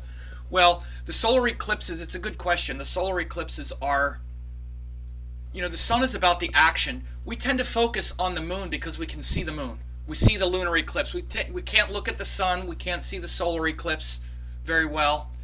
We look at the moon. People focus on full moons often as like the beginning of a cycle. The full moon is coming, so it's the beginning of a cycle of blah, blah. The full moon is not the beginning of a cycle. The cycle begins on the new moon, when the sun and moon come together. That's the beginning of the cycle. The full moon is the halfway point in the cycle. Just like an eclipse. A lunar eclipse is a full moon, where the Earth is in between. So a full moon is, again, it's the halfway point, or I should say a lunar eclipse or a full moon is the halfway point of that previous cycle, of that previous sun cycle. And so it's also the moon, which is eclipse, which is the psychological reflection of the action or the active lesson of that month. So here's the thing: when sun and moon come together on a new moon, which is also what an eclipse is a new moon where the moon has moved in between the sun and the earth. But it's a new moon. Sun and moon come together. That's the start of a cycle until the next new moon, which is another start of a cycle. Think of it like the sperm and the egg meeting and coming together and giving birth at that moment. They're giving birth to a cycle, and everything in that 30-day cycle can be seen from that new moon, just like a baby is born at a certain time. Okay? So wherever the sun is, any new moon is the beginning of a cycle. The full moon is not the beginning of a cycle. It's a halfway point, and it's the halfway point because it's where we need to harmonize the opposite. This is the thing to understand about again, it's another principle and another framework that's gigantic, is a sign is not just one sign. Like right now we have all these planets in Libra. Libra is not just one sign. Libra is that one sign measured against every other sign. All of those qualities of every other sign is folded into the qualities of Libra. For instance, Libra is where Mars rules the 2nd and the 7th house. That only happens from Libra. Mars only rules the 2nd and 7th house from Libra. It's where the person gets most of their values, 2nd house, from their partner, 7th house. Values from the partner, Libra. That's one thing they do very easily. They look to get their values from the partner. It's a struggle for them to keep their own values. Why? Because the first lord also rules the 8th house. And it's Venus. Venus rules the 1st and the 8th house. It's the only place that happens. So Libra is a sign of change, constant change, constant change. Their identity is constantly changing, but their identity is constantly changing in a Venus way, in order to bring beauty, in order to continually perpetuate harmony and understanding and culture and interaction and communication. Their identity is always trying to change to facilitate that. That only happens with Libra. It's a cardinal sign, and the first lord rules the 8th of change. For instance, there's another example where the first lord rules the 8th, and that's that's Aries. Aries is also about constant change, but it's not constant change to facilitate cooperation and social, values like I just said with Libra. It's constant change to make themselves more strong, to clarify themselves. I need to be changing to be stronger, to be more powerful, to be more enthusiastic, and to move things forward. Again, these are frameworks that are built into everything. So the reason I'm mentioning this is because any sign is not just a sign. The 7th house from that sign is where we need to integrate the opposite. Every sign has a correlation with its opposite. It's what Jung called the shadow, you might say, like that unintegrated, in many ways the least integrated part of any astrology sign is the opposite, that shadow. The full moon is where these things are standing off. There can be that sort of classic, in Western astrology, it's a classic opposition. It's said to be the open enemy, you might say. I don't necessarily see it as open enemy, but it's that dynamism that makes us confront the opposite. So when we have a full moon, the sun is here because we started the sun sign here. Like let's say it's a full moon in, let's say it's Virgo. That's the last new moon that we had was in Virgo. And we're still finishing the new moon cycle. The last new moon, sun and moon came together in Virgo. Okay? Then when it goes to the opposite sign of Pisces, that's where we're trying to integrate that Virgo energy. Because Virgo can only be integrated through also integrating the opposite. Because we can get too stuck in our way of seeing it. Virgo would be like totally enmeshed in the details and worrying that all the details aren't right. In order to truly realize the highest potential of Virgo, the shadow quality of Pisces needs to be integrated, where they have to understand that even though I'm the master of details, eventually we have to give it all up and trust that there's a bigger picture behind all of the details. I can't manage all the details. There's a bigger picture at play. I have to just kind of relax and let things take care of themselves as well. Manage and take care of what I can, and then leave the results up to the rest. That's the full Virgo realized, for example, because that's integrating the opposite. So as it relates to eclipses, solar and lunar eclipses, a lunar eclipse is a full moon that's related to the sun sign. It's related to reflecting back the lesson of that month. But the solar eclipse, it's joined the sun, which is the power. It's what's initiating the cycle. The sun is the sun. There's only one sun, and the only reason we're alive is because the sun is there. Wherever the sun is going, whatever sign it's in, whatever house it's in relative to your ascendant, or however you judge that, I look at from the ascendant. That's the big lesson you're working on at that time, at that month. The sun is there, and he's saying, okay, I'm illuminating this now. When the sun comes in, he shines the light in all those dark corners, where you got all that dirt hidden. The sun comes in and says, okay, do you want to see it now? Now's the time for you to look at it. Clean it up, improve it, move it forward. Whatever that house is, and whatever that house is from your ascendant, that'll be the big lesson.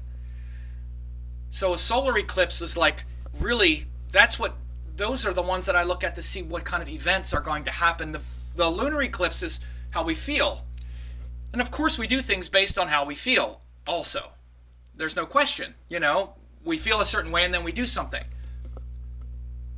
So some people will sort of generally say, well, look and see which one is stronger, the sun or the moon, and do that. So if people want to say, want to work that way, that's fine. I generally keep them separate.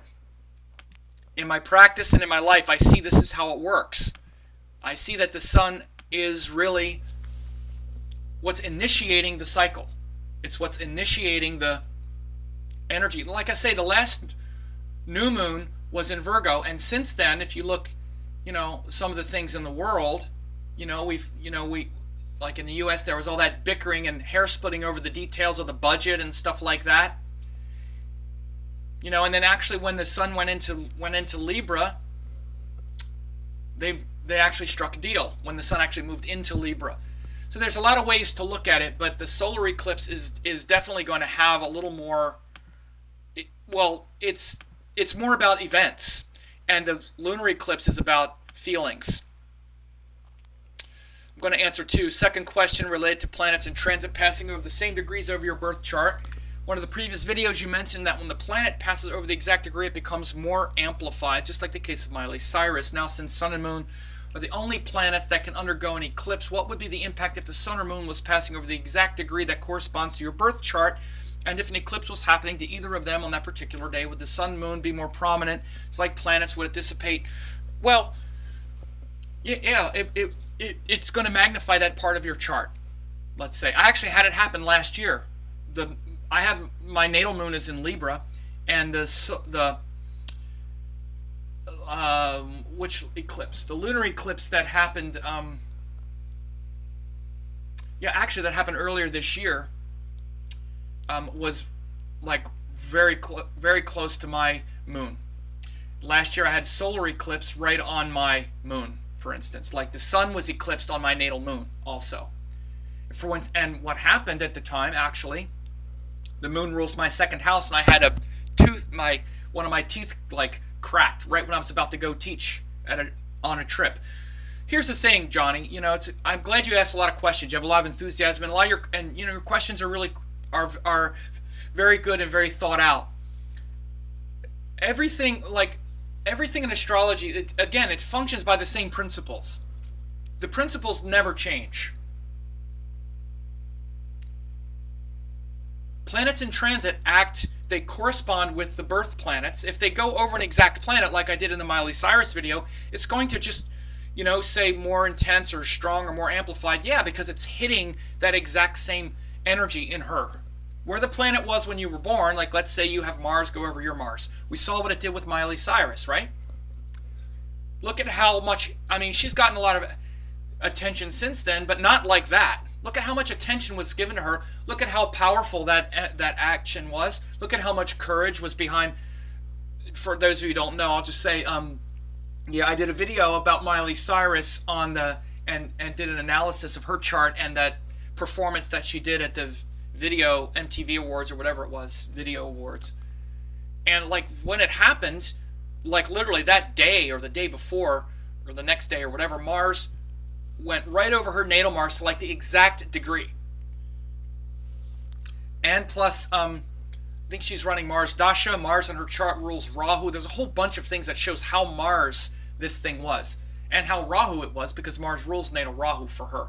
But even though she's still got, she's still been in the news. There was a thing with Sinead O'Connor. She hosted Saturday Night Live. Well, it catapulted her to, like a sort of different level of notoriety. It wasn't as intense and polarizing and Mars-like as it was that night. That night it was like, wow, all of the courage to do that, the power to do that, the force. And it was a very Mars-like performance. It was very physical and not to mention kind of vulgar. And so she's definitely gotten more spotlight since then, but you can see how, just compare that event, like that moment, with like what's happened since. It's waned since then. Again, even though she's had, there's sort of things that happen in her wake, that's happened in the wake of that. But like that was like a pop, that moment. So the reason I'm saying this is because try to distinguish these kind of moments, because you're really asking about moments. Intense moments where a planet goes over natal placement, yes. And it happens all the time, not just when a planet returns to its natal placement. It happens anytime a planet goes over any other natal planet. These are always triggers. Again, I'm going to go back, not to sound like a broken record, but to go back to like just a principle and a framework. If you really want to understand astrology, there is nothing better than always watching the sky. And yeah, you can look at your chart. I know everybody's always obsessed about their own chart, and it's fine to do it, but be obsessed about it in a way that where you can actually learn, rather than just, using it as a way to try to, find out if I'm going to be doomed or not. This is the kind of stuff that I often get. Like if you, that's not the way astrology works. Again, it's just looking at it in a way that's not helping or benefiting you. That's not how it works. It's never going to be like that. So, but the way to really look at your chart is to get some software. You can get free software. You can look at, you can see your chart all the time and look at the chart of the day and see where planets are relative to your chart. Learn about aspects too. Learn about all this stuff. Stay in touch with me on my site. I do it all the time. I talk about where the planets are all the time, and I have different courses that will help you stay connected with your chart and to help you stay so that you can learn what these energies mean. I have entire things that show what planets do by transit. Anytime, like if Mars goes over your natal moon, you're going to feel it, especially the outer planets because they move slower. Mars, as it moves up to one of your natal planets, it could take, it's like a week or so to go over it as it gets really close because Mars doesn't move as fast. So really for like the week, the few days to the week, as a planet is grinding onto one of your natal planets, you're going to feel it. In particular, you want to look and also see like the moon in the sky. When the moon in the sky goes over one of your planets, when the moon in the sky goes into your first house, see how you feel. Because the moon, again, it's the daily, it's our mind every day. Every month, the moon is going to go over every one of your planets that month. Notice when it does. And see how, if you don't get some sensitivity around that planet, like you feel that thing. The moon goes over your natal Venus, and you're going to get sensitized to your sense of aesthetic, your sense of beauty. Moon goes over your natal Saturn, you're going to feel that you maybe want to be alone, or suddenly you feel kind of nervous and stressed, for example. Then, of course, those planets go over your natal moon, and it's a little more intense. So these are also some different distinctions. Mars goes over any natal planet, it's going to excite it. It's going to kind of aggravate a little bit, and it aggravates it not because Mars is aggravating or it's bad or it's one of the bad ones that we need to like not use and only use the good ones. No, it does that because it's saying, are you strong with this? Are you strong? How strong are you around this thing? How much How much clarity and power and discipline do you have around this thing? Are you sliding on your principles around this thing? Are you able to live without this thing, or do you compromise too much out of weakness just to hold on to something here? This is what Mars is about. It's trying to make us strong. That's all. Just strong. Feels good to be strong. Feels good to be strong physically, psychologically strong, where we're not longing for things and like going into things just because we're too weak to get out of it. We can do that, but eventually Mars is going to come back and usually create a problem with the person who we are projecting that onto. So when we feel that, the power of Mars is to not throw it at people, is to take it on ourselves and make ourselves strong and be disciplined and be honest and real and courageous with ourselves. The problem with Mars isn't that Mars is bad and he likes war. Nobody likes war. We're supposed to take that for ourselves. The Tamasic planets, Mars and Saturn, are energies that we're supposed to hold on to ourselves. We're supposed to take that ourselves. We're supposed to take what we otherwise throw onto other people out of frustration. We're supposed to take that ourselves. We're supposed to turn the energy of Mars onto ourselves to make ourselves strong. That's why Mars is Tamasic. Tamasic isn't bad. It just means to strengthen the individual, to protect the individual, to make the individual strong and safe. Mars and Saturn. Mars is strong, Saturn is safe.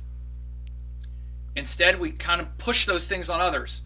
We're like, you're not making me strong, so here's why. Or you're not making me safe with Saturn, here's why. So I'm going to control you, or I'm going to cut you out. Instead, we need to hold on to those energies ourselves. That's what the Tamasic planets are about.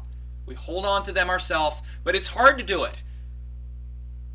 Like I say, with the Tamasic planets, they're the ones where we're supposed to suffer with that. That's where our suffering builds character. But instead, we make others suffer for it, and that's what creates the problem. We insulate ourselves from others. We isolate ourselves, which is Saturn. Push people away, Saturn. Or Mars, we fight with them and break the connection. The Rajasic planets, Mercury and Venus, are the ones that are supposed to interact through equality. Mars and Mercury and Venus are Rajasic, which are interactive. You get this, I get this. Fairness, equality, flexibility. Working with people. That's what the Rajasic planets are about. And the Sattvic planets are about selfless giving, selfless protection. The sun, the father, the moon, the mother, Jupiter, the teacher, who doesn't want anything for ourselves. Again, these are deep principles. The Gunas are deep principles. This is why, like Venus as the relationship karaka, when we try to be sattvic in a romantic relationship, it doesn't work, because the romantic relationship works because there's equality, because there's interchange. Of course, we can selflessly love the partner, but the part of us that selflessly loves the partner is actually more related to the moon and Jupiter and the sun and wanting to protect them. The Venus dynamic in the relationship is really about, is what makes the relationship work is that dynamic between honoring each other's wishes and being flexible. That's what makes the, not just romantic relationship, but all interactions with adults, where two adults have their desires, have mutual desires, whether it's a business partnership or a romantic relationship. That's the Rajasic guna, that interchange. So I'm talking about this a little bit because knowing the nature of these planets, Johnny asked about the transits.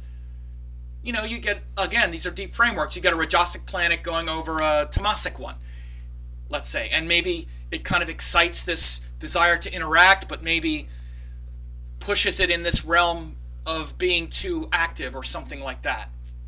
So these are deep frameworks. You know, my students that have studied with me a long time have heard me talk about these things a lot, but these are really deep principles that they're on the level of the frameworks, the framework level where we can break things down, and then we're not just groping in the dark and saying, well, yeah, Venus is kind of like the moon, and it's kind of like, it is. They're both feminine planets. That's how Venus is like the moon. That's right. And it's a big thing. They both want comfort. They're both about the power to receive. But other than that, they're very different. They're very different. Different guna, different dynamic, different elements. you need to understand these frameworks, and then you can delineate the specifics of all of that. Again, this is one of the things that I just noticed is there's so many preconceptions about, well, I know this is just that planet. What does Jupiter do? And really not even getting if you can't explain, how is Jupiter different than the sun? You know, I did an exercise in my certification course a few years ago where I did a thing where I took every planet and showed how it's similar and different than every other one. Every planet has something that it shares with every other one and something that it's completely different with in every other one. The ones that are more similar are the ones that are friendly, like Venus and Mercury. They share most things, but some things they don't. But the things they don't share are very slight. Jupiter and Mars and the Sun. But then you get ones like the Sun and Venus. They don't share hardly anything, right? Mercury and Mars, they don't share much. This is why you can see they have an inimical relationship, but they share something. It's a great exercise, and the way you understand this is by looking at these frameworks. Looking at these frameworks, these gunas, elements, genders, the cabinet, you know, the purusharthas, the modalities. This is how you can figure that stuff out instead of trying to just grapple and sort of grasp with adjectives that are really disconnected. And this is what I find is a lot of times people try to study, they have just a lot of adjectives that are disconnected from a structure and a framework. Like I said before, these are the deeper principles. So, and again, I go over all this stuff in my book. So those of you that are at the Hangout page, the Hangout page is up, and it's been up now. So we had that glitch, and I think it's finished now. There was a little script, the chat script I think was causing it. So the site came up, and I removed the chat script, and I think it's fine now. I think it'll be fine. So you can go there and ask your questions, and you can also see there that I have the there are links there to get my book. You know, you can donate my next book, where I'm going to be talking about all of these frameworks, all these structures, not just astrologically, but as they relate to yoga and whatnot. And as you see, I have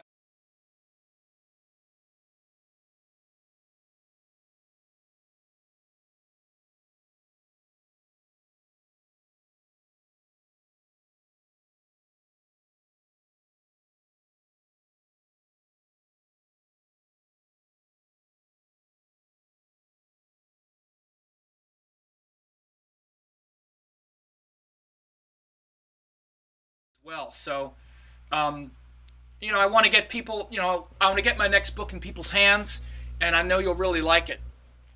So that's one reason why I'm doing this marathon class today. So I'm going to go down a few more of these questions. So I'm going to go try to take them in order. 11 hours. Guessed another question. I have divisional charts. What do we have here? Looks like Mohan is, oh yeah, this is also from Johnny. Looks like Mohan is answering, it's like his Hangout, so that's cool. Thanks, Mohan. These were from Johnny from last night, I remember. So I'm going to go up to get a few more here. It says, Leah, hi Sam, could you comment on possible Venus retrograde manifestation in an individual's life? Well, I'm glad you asked. Retrograde planets, like I said, are deep principles. I did a whole course on them, so it really depends on what the ascendant is, because then you see what houses Venus rules. And you see, you see what houses Venus rules, and you see what...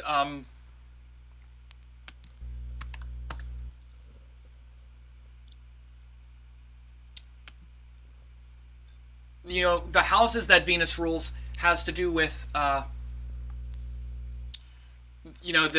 actual sort of manifestation of what, of what gets interrupted. What happens with retrograde is the planet appears to be moving backwards relative to our life on Earth. Okay, so it's not actually moving backwards, but the things that it rules tends to slow down. Just like if you're in a fast-moving car and you pass a slower moving car. It looks like that car is moving backwards. Of course, it's not moving backwards, but for all intents and purposes, for the speed that your life is moving at that moment, it might as well be moving backwards. It's not keeping up with you. It's not moving as fast as everything else. And this is kind of what the retrograde planet is like. Now, Venus is the karak of romantic relationship that brings confusion around those things. First of all, so not just romantic relationships, but interactions with others. There'll be hesitation where you're not sure that you're compromising enough and you're not sure that your values are being appreciated. Usually the person will, again, it depends on what sign it's in. It depends on what the ascendant is. So again, you're asking about one thing. Comment on possible Venus retrograde manifestation in an individual's life. So many things aren't known. So to just be general, what often will happen is Venus is the capacity and the desire to want to please others first. That's like the default program. The part of us that first says, is there any way I can compromise here? And the reason we do it is because Venus is also the planet of happiness. And the easiest way to be happy right now in this moment is to just give in to whatever's happening. I mean, think about it. It's the easiest way to just be happy. They have this thing, you can be right or you can be happy. You can be right is Mars, you can be happy is Venus. So if you're in a situation, let's just say with another person, romantic partner, or let's just say a friend, and your friend wants to go somewhere and you really don't feel like it, but you're not totally opposed to it and you want to hang out with the friend, again, you'll go, okay, we can do that. Your friend might think that you actually really like going to that place and maybe you don't like it, but maybe you're doing it because, I can tolerate it. Venus is the part of us that says, can I tolerate this? Then okay. We have to be careful. If it's a romantic relationship, for instance, we're conditioning the other person while we're compromising, especially if we're not saying anything. Like, I use the example, like, let's say that you don't drink, and you go out with someone, and, you don't drink because, let's say you had a father who was an alcoholic or something, so you've had your issues with that, and you don't do it. And you go out with someone for dinner, and they just have a glass of wine. And you're noticing, you're like, I had a glass of wine. And then you don't say anything because, again, Venus is a part of us that wants to be extended. We're trying to be extended. We're trying to accommodate. But in your mind, there's something going on. So you like the person, you go out again, you notice now they drink 2 glasses. Now they're up to almost a bottle of wine. You don't say anything. You haven't said anything because you're trying to be like, well, I don't want to be judgmental. Da, da, da. Again, this is the Venus function in us that doesn't want to say, you know what? It really bothers me. I'm really kind of afraid that, do you drink a lot? Because I have an alcoholic, as soon as we do that, that is risky. That's Mars. That's like potentially breaking connection. Like I talked about a minute ago about Venus and Mars. That's not saying, I know I can be happy right now by just not saying anything. That's saying, okay, this is really a line in the sand and I have to say something. So this is the kind of thing that goes on with Venus and Mars anyway. So in Venus is retrograde, there's confusion about where that line is drawn. It's not always difficult because often Venus is retrograde. Again, when planets are retrograde, they're also closer to the Earth. So sometimes having confusion about that is not necessarily a bad thing, which means you'll be reflecting on whether or not you're compromising too much and actually be quite functional in it. Other times, it might be something else. The reason I can't say for sure is because I don't know the chart. And again, this is what happens when you ask, what if? It's kind of like saying, could you comment on possible, could you comment on possible foot fungus and what it might mean? It could mean anything, like what's the degree, what's the severity, where is it, when did it happen, what kind of fungus, you know what I mean? There's like... There's so many variables that you can't know for sure, but it's a disruption in that faculty. And again, if it's like, for instance, if it's a Leo person, let's say, and Venus is retrograde, they have a Leo rising, Venus rules the 3rd and the 10th house. So there's going to be hesitation in using that Venus faculty in the career because Leo naturally uses Venus in the career because Venus rules the 10th house. And Venus is actually the planet for Leo that gives them that sort of smooth, kind of courageous charisma that allows them to satisfy their goals and rise in life because Venus rules the 3rd and the 10th house. It's a quality of Leo. Like I said before, the signs are not just one sign. Leo is the place where Venus rules the 3rd and the 10th house. It's the only place that happens. Venus is the 10th lord for Leo. That's why Leo has that smooth, charismatic kind of charm, especially when they're in front of people or when they're holding power. They enjoy.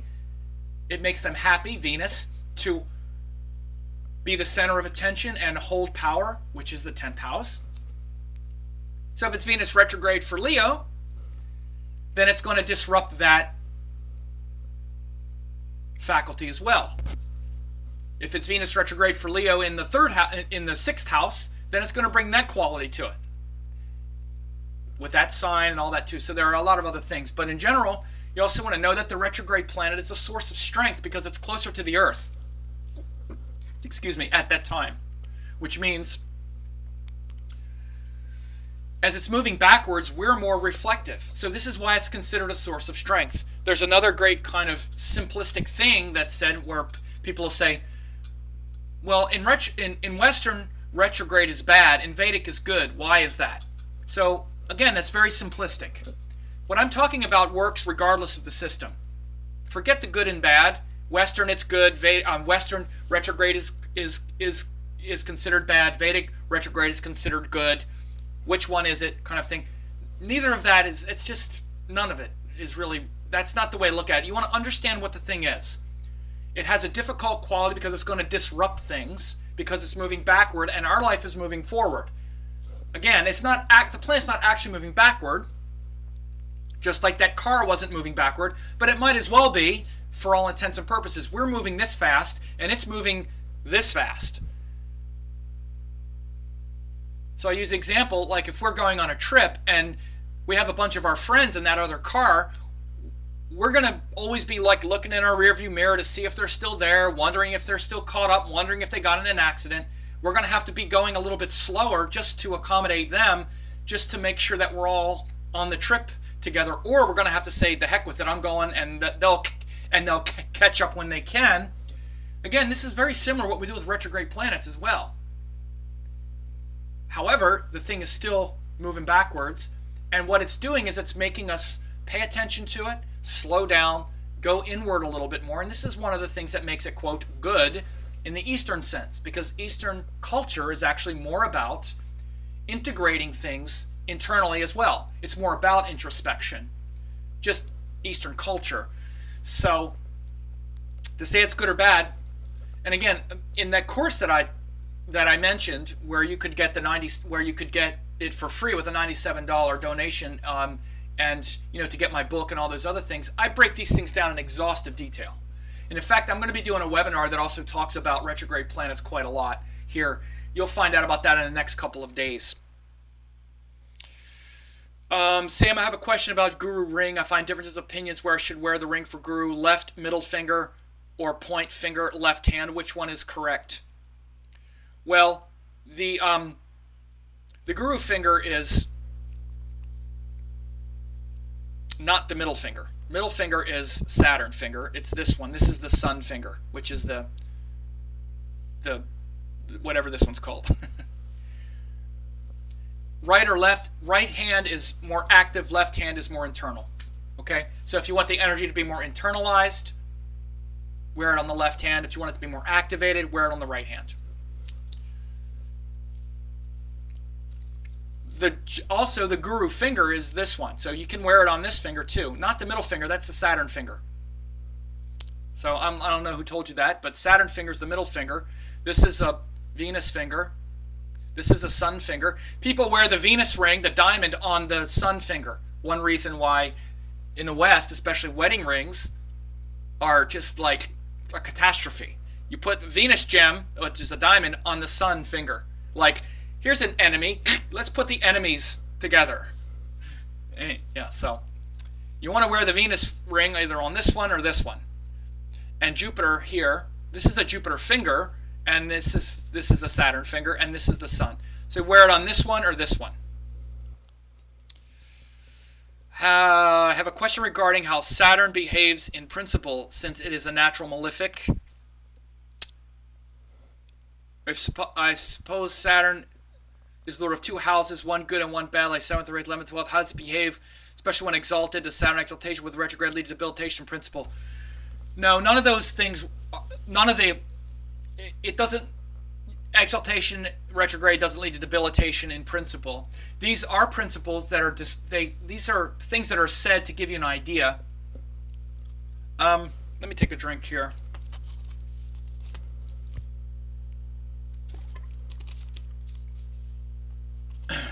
So I already talked a little bit about how Saturn behaves as a natural malefic. Okay, it's a Tamasic planet, which is meant to, it's excuse me, it's meant to strengthen us through solitude and maturity, being mature enough to sit with, what makes us uncomfortable or anything like that. Saturn gives us the maturity to do that, rather than the immaturity, to blame others for our discomfort and things like that. So when Saturn is powerful, we're able to exist in solitude. We're able to sit by ourselves and not, like, for instance, reach out to others in our moment, just because we're afraid of being alone. So the problem with Saturn is when we are so afraid of being alone and we're so gripped by fear. Saturn is really the planet of fear, that we hang on to other people and other situations that we should let go of, that we should have the maturity to let go of. And that includes things like jobs that we hang on to that give us a certain amount of security, and like financial safety, this kind of illusion of safety and security, when in fact it's just an illusion, because what we're really doing is just hanging on to something because we're afraid of being alone. So that's the greatness of Saturn, and we're all going to learn the lesson at some point, really, is that we need to work through our salvation in solitude. The reason Saturn has power in the 7th house, which is relationships, is because any individual who can't sit still and who can't be by themselves is not going to be a very good partner, because they're going to bring their neediness and their neediness for connection as pressure onto the partnership. And they're going to be always stressed out and fearful that the partner is going to leave because they don't know how to sit still and they don't know how to be by themselves. So no relationship, again, this is a sort of variation on the theme I talked about earlier about harmonizing our opposite. We need to have a healthy sense of identity and individuality, which certainly includes being alone. We need to have a healthy amount of that in order to have a good relationship, which is to be with another person. So this is how Saturn, as a natural malefic, is very helpful. It gives us the capacity to work through things with maturity, to stay determined also, and not give up just because things are difficult. It gives us the capacity to endure hardship. So if it rules one good house, one bad house, you didn't ask a question, you just said that planets, all the houses have a function. So there's a lot of really subtle rules for house lordship that's too much to go into in this course. But Saturn is a Dharma planet for half the chart. For Mercury, Venus, and Saturn ruled ascendants, Saturn is one of the best planets, especially for Venus ruled people. Saturn is like the best planet for them. So you want to be careful with bringing good and bad, saying like good and bad houses, but I understand what you mean. Harsh and cruel houses. So the Dishtanas are difficult. Then you ask about the condition of a planet that's that's exalted or debilitated and retrograde. You said exalted, and then it's the same principle, and I'll talk about what it is. There's a principle that says that if an exalted planet is retrograde, it's like being debilitated. Or if a debilitated planet, you have to then use it in the reverse. Debilitated planet is retrograde, it would be like exalted. That's also what's called Nichabanga. Powerful Nichabanga, which is a modification of debility, is to have the planet retrograde. So, why is that? Well, we just talked about retrograde. Retrograde reverses things. Just talked about Venus retrograde. It's interesting, I talk about all this retrograde principles in great length in my course that you could get, but the reason is because it reverses things. Okay? Let's say you have an exalted planet, but it's retrograde. Okay? First of all, you also have to understand, exalted isn't necessarily, quote, good because of the houses that it rules. exalted Saturn for certain ascendants is very difficult. Like, let's say, maybe Sagittarius, where it's aspecting the ascendant, or Pisces, where it's in the 8th. It's not necessarily, I mean, it's bad, but it's harsh, it's cruel. Exalted Saturn is a taskmaster. We have Saturn exalted in the sky now. It makes the energy really powerful. In fact, it's called a Sasha Yoga when it's in its own sign or in an angle or a trine or exalted. Sasha means rabbit, which means it's like a little bit skittish. However, it still brings the power it brings the potential. So you've got to understand that dignity is about potential, intelligence potential. Potential intelligence. So if a planet is exalted, it's got a lot of potential intelligence. Doesn't mean it's going to give good things along the way. It could bring very disruptive things that show us the intelligence. Exalted Saturn for like Aries in the 7th house. It's got a couple, qualities of strength, but it's going to bring some painful relationships for sure. Exalted Saturn for, Scorpio in the 12th or something. This is a heavy energy. Make no mistake about it. You can't say, well, it's exalted, it's good, so why is it so bad? Well, because it's Saturn and because it's not that simple. Exalted means it's the dignity, which means the intelligence of the planet. Brings a lot of intelligence, but it might if it's in the 12th, like exalted in the 12th, which would be like for Scorpio, it's going to bring that intelligence through painful losses. And it's going to show the need to let go of things. And the person will be able to do it. But it's not going to be fun. It's not going to be easy. They're different things. You don't want to confuse dignity with results. Again, I go through this in extensive detail when people really study with me. You learn. Don't ever think for 1 minute that a dignity or anything like that has to do with results. Or even the nature of the planet. Results have to do with yogas and planets and houses and planets as house rulers. Results come from house rulerships and house placements and how those things interact. That's it. That's what shows results. What the results mean, how much we get from them, how much fulfillment, how much intelligence, how much whatever has to do with all the other things, the dignities and the natural relationship of the planets with their rulers and all kinds of stuff. So with the exalted retrograde, the reason it's difficult and it reverses it is because you're taking something that's intelligent and you're making it so that it's not being used so much. Exalted shows a high potential for intelligence, and it's a general principle that, yeah, we should act on those things that are intelligent. The debilitated planet that's retrograde, for instance, as being Nichabanga, then this thing that's debilitated, we're not acting on it so much. Like I said, we're confused about how to use that thing, so that might be kind of good for this debilitated planet, because this thing that's debilitated, if we're like using it all the time, it's not going to be very useful often because it's not functioning with a high level of intelligence naturally. So it's kind of perhaps favored just looking at this one thing that it might be retrograde, because then we're going to hesitate with that thing that's not so strong anyway. But again, you don't want to apply this recklessly. For instance, I just used the example of Saturn exalted for Scorpio. Saturn, the 3rd and 4th lord, exalted in the 12th house for Scorpio. I wouldn't mind seeing that planet retrograde. Because if the person uses that all the time, they're going to be bringing a lot of like confusing energy. So a retrograde malefic, especially if it's a functional malefic for that ascendant, if it's exalted in retrograde, that could be quite helpful. Because the native's native energy, his dharma planets, the lords of house 1, 5, and 9, where he's trying to really feel his identity, those are the ones that really bring the identity, like retrograde debilitated Jupiter, for instance. Because Jupiter's, Saturn and Jupiter are retrograde a lot.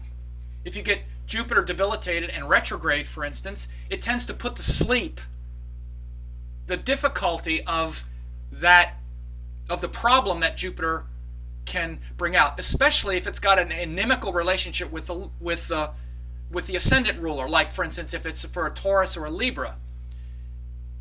Jupiter retrograde and debilitated can really help to increase the wisdom and decrease the problem that acting on that debilitated planet would, could bring out. It can help them be less confrontational and overcome their enemies with more introspection rather than all that stuff. So there's deep principles here, and you have to look at a lot of factors.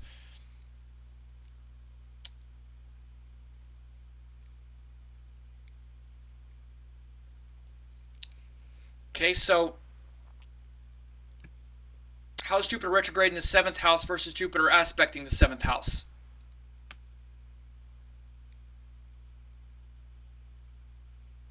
I'm going to go into some that were asked earlier, 11 hours ago. Hi, Sam, would you be able to comment on Saturn changing signs in November?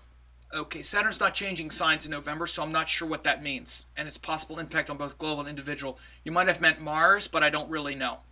Hi, Sam, where would be a good place to start if one needs to begin at the very beginning to start learning about astrology? Well, you could get some of my courses, which are very, I have levels of courses that less than $50 you can get, 20, 30 hours worth of material. That would be a great education for you. And it says, hi Sam, wondering about the 8th house, and if it's correct to say the reason it indicates insecurity, fear, changes, because it really points to that part of life which is formless and our experience of that at play. Meaning all things in time are subject to time, and every form in time has limits, will change, die. And this is hard to experience, and of course the opposite, 2nd house for continuity, reliability, stability, so it's frightening. Of the 8th. Okay, so I got it. Letting go into trust. 4th is deepest heart. 12th, letting go. What is the remedy, importance of the 8th? Okay. So, Amy, you brought out a lot of good things there. And you said it's a part that really part of life which is formless. That's kind of a amorphous way to look at it. So I'd like to maybe give it a form so that it's more tangible for you, because you can't really explain that in a way that is sensible. You want to try to find a form of the 8th house, and it does have a form, and it's things ending, death, things getting taken from us, sudden shocking things. There are things that happen in the 8th house. Everything has a quality of the formless. So I get what you're saying, because it's a moksha house, which is what you're saying. Really, the main formless house is the 12th. 12th is really formless. 8th is actually tangible fear, and that's actually has quite a form. We become aware of it through literally death of people, of situations, of deception, of lack of control. The big thing to remember, if you want to really just get the nut of the 8th house, it's loss of control. We have an illusion of control. One of the biggest illusions, and it's tied into the illusion of other people. The big illusions are other people are going to save me, 7th house. If I'm just connected with other people, then it'll be okay. And there's this illusion around that, and then illusion of control of them, or with them, or of ourself in them, and all of that the 8th house just shatters to bits, if we're lucky. It comes through people dying, through people leaving us, through the awareness of our mortality, through through people cheating on us, and trickery and deception that shows us that we had a lot of delusions around other people, and that other people are solid and they're going to be here all the time, just like me. I'm really here. We're not really here. We're not really this thing. Everybody we know is going to die. Their form is going to die. And we don't face this, usually. We face it in the 8th house. So it's better to look at it that way than say formless. 12th house is truly formless, which means there's actually nothing to do in the 12th house. There is no action of the 12th house. Things literally get taken, things literally go, and we literally don't want them. We are sort of formless there. It's where the self, the identity, becomes formless. We surrender into the 12th house. Surrender is the 12th house, where we surrender the ego through meditation into the 12th house, where there's formlessness. Things get taken from us, and now they're gone. So formless is really 12th. 8th house is actively things that disrupt our reality and make us aware that we have no control. Insecurity, fear, stress, worry, all of that stuff. So these things, the deeper learning, higher education, is that it shows us this truth. Until we face the 8th house and face our delusions around control, then we have no growth. We need to face our fear of death. We need to face our illusion of control of it, our avoidance of it, trying to wrap ourselves in some connection with others or with things to avoid that. Like I said just a minute ago about, Saturn is the karaka of the 8th house. If someone's in a relationship because they're just afraid of being alone, how much are they really in the relationship and how much are they just clinging to something? This is the 8th house. This is why the 8th house comes after the 7th house. These are deep concepts I go in my certification program where I explain how each house leads to the next. It's a huge principle. The 8th house comes after the 7th and leads to the 9th, which is our highest teachings and highest principles. Our highest teachings and principles, 9th house, is a result of our 8th house. How real we've gotten with our insecurities and fears, and the enormous creativity that comes from looking at life's harsh realities in that state. Because when we lose things and we realize that we have been deluded about what we think life is about, that forces us to find an answer. 9th house. So the 8th house is that place where our childish dreams are shattered against the rocky shore of reality, you might say, and we're like, wow, I have no control. I was just fooling myself. Okay, I need to understand death, and I need to penetrate to the deeper mysteries of life. I need to figure this out. I need to understand this. Because but the feeling of the 8th house is this sort of terror. And we can't exist in that forever. So we find an answer. We find a solution in the 9th house.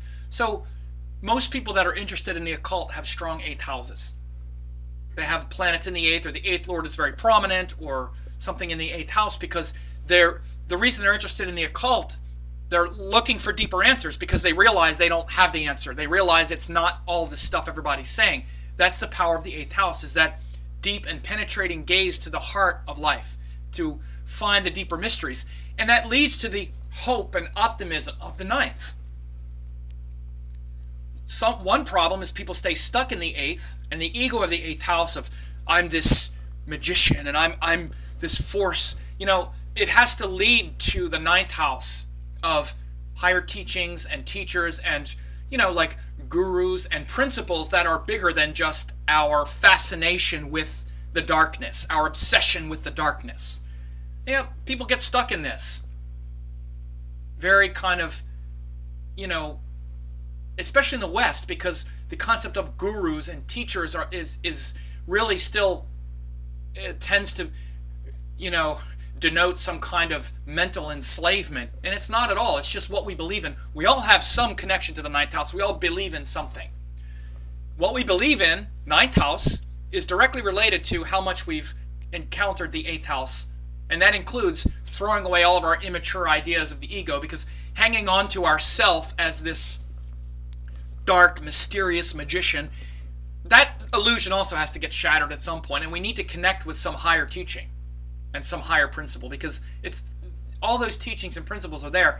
And the distinction I'm making is something that inspires us, 9th house. It doesn't have to be some traditional guru, but something that inspires us beyond just, well, I'm this dark figure and I can figure it out and I have to just embrace the pain of it all and transform it myself. Some people get really hung up on that whole romanticizing the darkness, is what I call it. We need to move from romanticizing the darkness, that's kind of like the immature halfway point of the 8th house, into graduating and saying, you know what, there's this thing called yoga, which, if you sit and breathe this way, wow, incredible. I'm inspired again. And so these are all ongoing processes. Then we follow that path for a while and we're like, okay, this is great, we're inspired, and then we reach the next wall. We need to let go of it again. We hit the 8th house again. We have to let go of, our ego needs to die on another level to get to the next level again. It's constant, circles of evolution. What about Mandi and Gulika?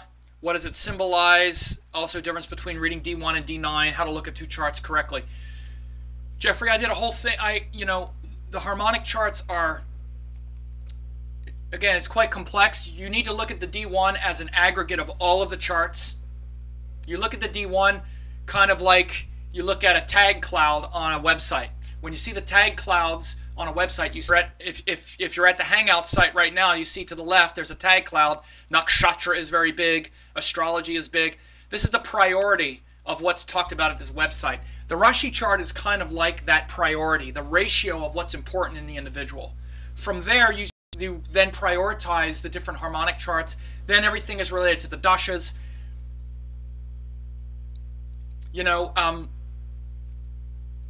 What's the difference between reading based on the thing I just said? Then it doesn't matter. That harmonic chart is going to be very important. However, maybe that thing isn't as important to them as their career, so they're going to wonder, why am I suddenly so distracted by relationships? Why is all this relationship drama coming? Well, because you're running the dasha where the lord of that harmonic chart is running. And it's kind of distracting. Again, these are subtleties. You have to look at harmonic charts. There's a whole spectrum of possibility. And I just laid out a few. And when you start looking at a lot of charts and seeing what makes karmas ripen and what pulls people in different directions, then you'll start seeing these conflicts. This is why your career was going great, but now all of a sudden you got all this relationship drama and a divorce and all this stuff out of the blue. Well, because that karma from the D9 is getting activated now because you're running the planet that rules the D9, for instance, as an example. So you have to, it's a very organic process. It can't be talked about with a lot of depth in this call. It's a whole course. In fact, in my level 2 certification course right now, we're just getting into harmonic charts after studying like pretty much all of last year and much of this year. So again, I'm really big on foundational principles, and I'll just say this. I don't know how much you've studied, Jeffrey, or anything like that, but honestly, unless you really can make accurate predictions and you really understand how karmas ripen with Raj Yogas and house rulerships and all of these structures I'm talking about and stuff like that, I mean, if you really, really get all of that, to some level, like on a very deep level, and you're very good at it, which would be fine, then, harmonic charts, you want to take those principles and go into them. But most of the time, this is an honest observation. I find most students, they really need to study the basics more. They need to really understand what Venus is really about, what this thing is really about. Because again, to really be able to read that harmonic chart or that D1, you need to really understand the planets as karakas. You need to understand the houses they rule. You need to understand all those frameworks really well, their relation to all the other planets, all those yogas. Otherwise, and that doesn't mean you can't maybe get a right answer. You might say, I heard that if, like for instance, there's a technique. To go back to the original thing, there's principles and there's techniques. You can jump to techniques. Like the heart surgeon doesn't have to go to all the medical schools. Someone could maybe say, you know what? I'm going to try heart surgery. I got a book and it says you cut here, then you cut here, then you cut here. I'm going to do that. And you might actually get it right. You might actually do it. But it's very risky. You probably don't understand how to care for the patient. You're probably really flying without a net. And even if you get a right answer, like for instance, you look in the D1 and the D9 and you have this technique that says, if this lord is here and this is there and this is there, this happens. And it actually works and you say it and it's right.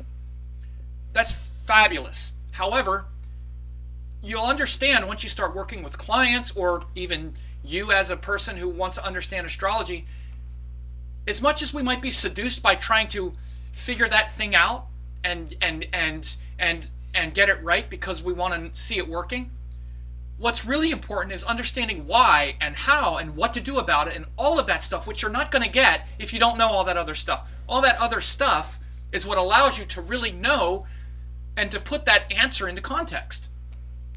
And this is why so many times I've heard people say, yeah, I got a reading from astrologer, and he said, all the stuff that he or she said was really good, but I don't know, I just didn't really connect with this. A lot of the things they said came true and all, but I don't know, it just didn't really resonate, or I don't know, something like that. And the reason is because it's not connected with like what's alive in the person.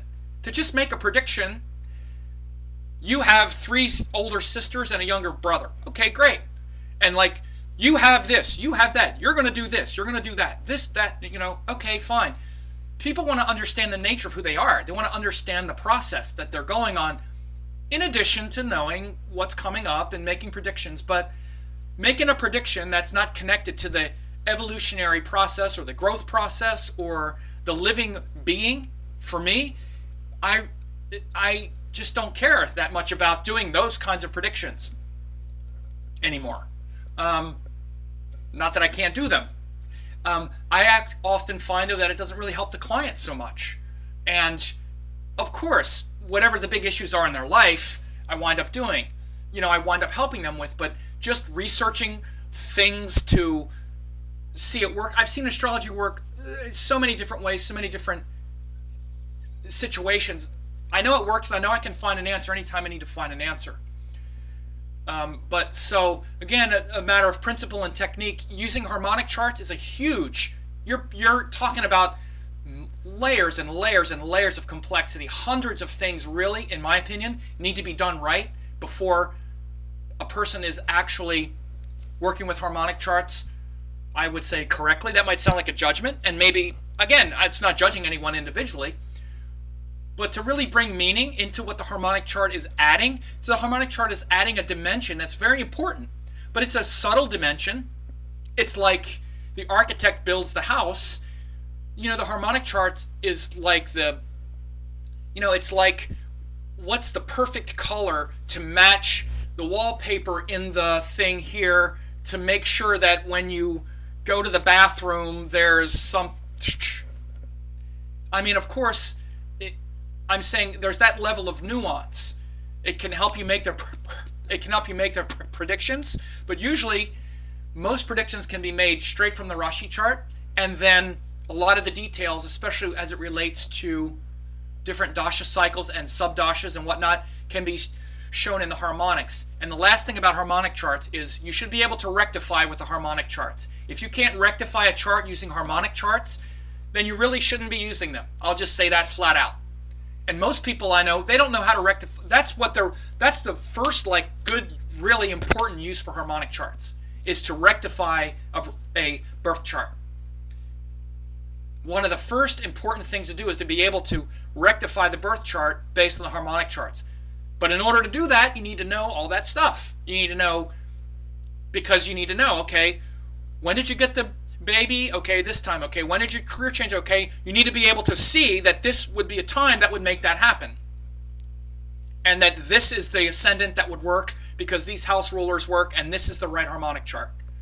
If you can't rectify down to the harmonic chart and know that this is the right one, not that one, you're probably not going to be able to read it very well. So the question about the D1 or the D9 is maybe a bit ahead of it, maybe a bit ahead of itself. If you can do that, then this is how I use them. The D1 is a composite of all the energy, and then that prioritizes different qualities of each of the harmonic charts, and then everything is specific to the dashas, and you work with that subtle mix. Gulika and Mandi are mainly talked. I haven't worked with them as much. They're used a lot in Gemini, and I think there's a lot to them. I haven't worked with them as much, so I don't have much to say to them. They're considered malefics for sure, and I'm sure they bring difficulty. I could maybe research them at some point, but I haven't worked with them as much to have something to say. Can you talk about guru matching by charts? I don't know what you mean necessarily. Like whether or not a guru would be good for someone based on their chart. You can see someone's guru based on Jupiter in the 9th house mainly, and also the Navamsha. But you'll find I did an extensive course on this called the Spiritual Astrology course, which again I recommend people get this. It's an intensive study on where people find their spiritual practice, spiritual power, the spirituality of the planets, the nakshatras, the rashis, and also different case studies of when people found their gurus. And you see ninth house, ninth lord, Jupiter, and also Rahu and the nodes very connected to when someone finds their guru. So those things are the most important. Again, it's not so simple. It's a combination, but definitely look at ninth house, ninth lord.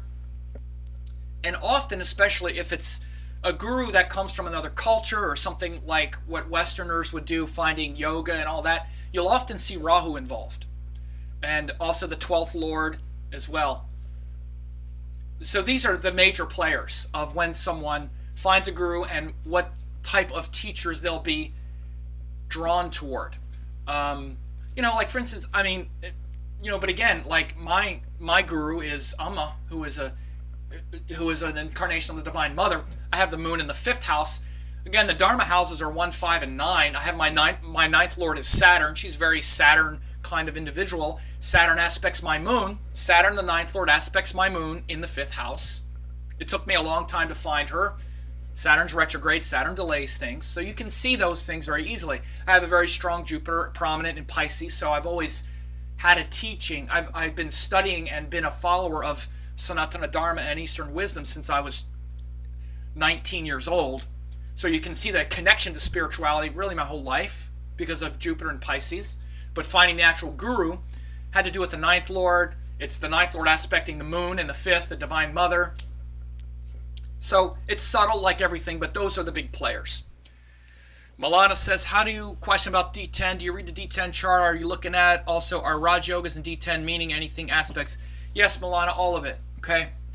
All of it. You read the harmonic charts just like you read any chart. It's the same principles when you're doing Parashara astrology. And I just described those in great detail, and I did that in anticipation of your question as well. I think I answered it. And again, the way that the harmonic charts work are in relationship to the, you know, they're in relationship to the Rashi chart and the ratio of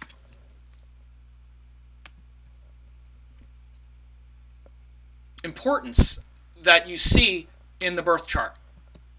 And then you drill down based on specific things like the timing, you know, the dashas and things like that, when certain karmas unfold. And so if people are having a problem with the link, it's coming on and off, at least on my website, but you can go to YouTube. I have the YouTube link also posted. It's also there. So we kind of got through that already. It looks like I've had that the main website at Vedic Art and Science has been up. Maybe it goes down occasionally once in a while, but it comes back. Just try to reload the page if it happens, if you're there at that page. Try to reload the page if that happens, or go to the YouTube page. Amy says, thank you for the answer you're giving. She asked about Ava Yogi. I don't actually use those techniques. I haven't found them to be reliable. I looked into that quite a while. You know, that's one of the techniques that I looked at several years ago. It's a very, not obscure to be demeaning or diminishing, but just to be, you know, they're not, you know, used that often. And they're not in, I haven't seen them in classical texts, and I just didn't see them working very well. So, not that they don't, I just don't have a lot to say about it. Especially the Ava Yogi in wealth. Like my Ava Yogi, I believe, is Jupiter, and it's you know, I got massive amounts of punya through those things, so I just haven't seen it to be reliable. Again, all techniques have their margin of error. The thing, again, I just want to really make this clear, is techniques are methods. Principles are what you build upon. And one thing to know is that when you get solid on principles, and this is something that I've done, you develop your own techniques. I've done this through, most of what I do, again, to some people this sounds blasphemy, but you got to understand, when you start looking, especially in really the only two texts that matter, that's Parashara and Gemini, there are no techniques in those books. At least not what can be confirmed. Actually, Gemini has a lot of formulas, but you could say Gemini has techniques. I'm sorry, you could say that. Parashara is formulas. It's principles. Learn the principles, and then any technique, you can see why the technique works. But you don't need 1,000 techniques. You don't need 1,000 ways to do brain surgery. Damn it, if you can do one, great. Do that, and do it better and better and better and better all the time. Keep practicing what you know is working. You don't need to say, oh, but there's this thing, but there's that thing. It's kind of like the shiny object syndrome. Oh, but there's Ashtaka Varga, and there's this kind of thing. I've studied all of it, and all of it works if it's based on sound principle. The principles in Parashara, they work. Like for instance, I haven't mentioned things like the Avashtas. I use especially 3 or 4 of the Avashtas really, like, a lot of the time. And I mean, they work fabulously, but learning Avashtas, you shouldn't even start talking about Avashtas if you don't understand the principles of, like, the Gunas and the elements and all that stuff, the spatial relationship, the astronomy. I haven't even talked about that. All of the Indian myth and all of the Indian symbolism. It's just, this is why with my certification program, the whole first part of it is like, extensive background in all of these Vedic principles, because then when you start studying planets and signs and houses, you actually have a framework to plug it into that makes sense. You understand all of it. And you're building subtlety on top of a solid foundation. If you're not, then you're trying to build complexity on a really shaky foundation that leads to a lot of confusion and a lot of stress and fear about, oh my God, my chart, what's this? So again, I got on this because of the yogi, Ava Yogi. I'm not saying the technique doesn't work by any means. I didn't make it work. It just didn't resonate with me. And again, this is the kind of thing that you find. Often, unfortunately, what some people do is they'll say because the technique doesn't work for them, oh, that doesn't work, that's bullshit, or whatever. It's not. It didn't work for you. Okay, that's fine. That's not the way your mind works. Like I said, a lot of what I do are techniques that I develop based on all these frameworks, like knowing how to assess, like I actually named a lot of these. One is called It's Elemental, like looking at the elements. How many planets are in a certain element? Is there a certain element that's not represented by a planet? For instance, you're going to see this. These are simple but really powerful frameworks once you get what the elements are. You could talk about, and these things are so accurate, it's amazing. People grasp for these like complicated, bewildering techniques that come from all of these complex calculations and chasing like all of these like wild horses down these rabbit holes, when actually, if you get and grasp the fundamentals and you go deeper and deeper and deeper into them, that's more than a lifetime of study. You take that and then you bring in a couple really powerful organizing principles that are in the text, like the Raja Yogas and the specific rules for that, the aspects, the specific rules for that, the dashas, the specific rules for that, how these things work. That is way more than enough. If you can manage all that, man, you're doing a lot. And this is just based on the principles. This is how I teach. This is how I work. This is the stuff that's in the book that I'm talking about. And, you can get those things. I definitely invite you to check those things out. If you're watching at the page, I'll put the link there. I just put the link there. I actually made a URL called samsnextbook.com. And so, it's definitely something where you can, I have some bonuses for people that want to learn that style and really just go deeper into the fundamentals. Of course, I have certification students that study with me who have been learning these deep frameworks. Oh, I forgot to put HTTP. And many of them are now in the level 2 course, and they're doing incredible work. I mean, their readings are just so good. I mean, it's not just I'm proud of them, but I'm just very confident in the system that they're learning and that I'm teaching, that that I invite people to, to check that thing out, and at least at this point, check out my book and learn more about this kind of stuff. And I think I've answered most of the questions. I think there might be one. Again, the link is working.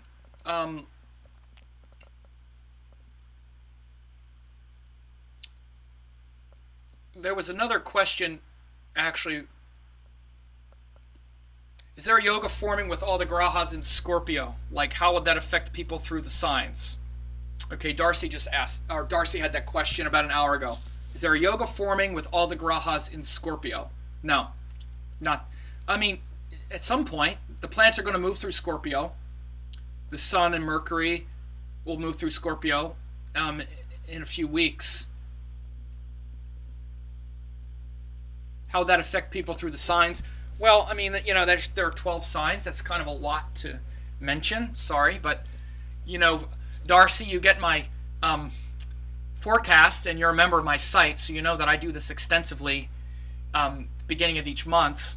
So, that's a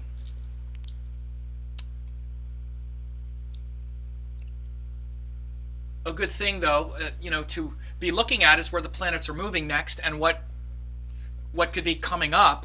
So we got all the planets in Libra right now, which is quite a bit to handle, especially with the eclipses and stuff. So wherever the sign of Libra is from your ascendant, you're going to be feeling that pressure and all of that power as well. Hang on a second.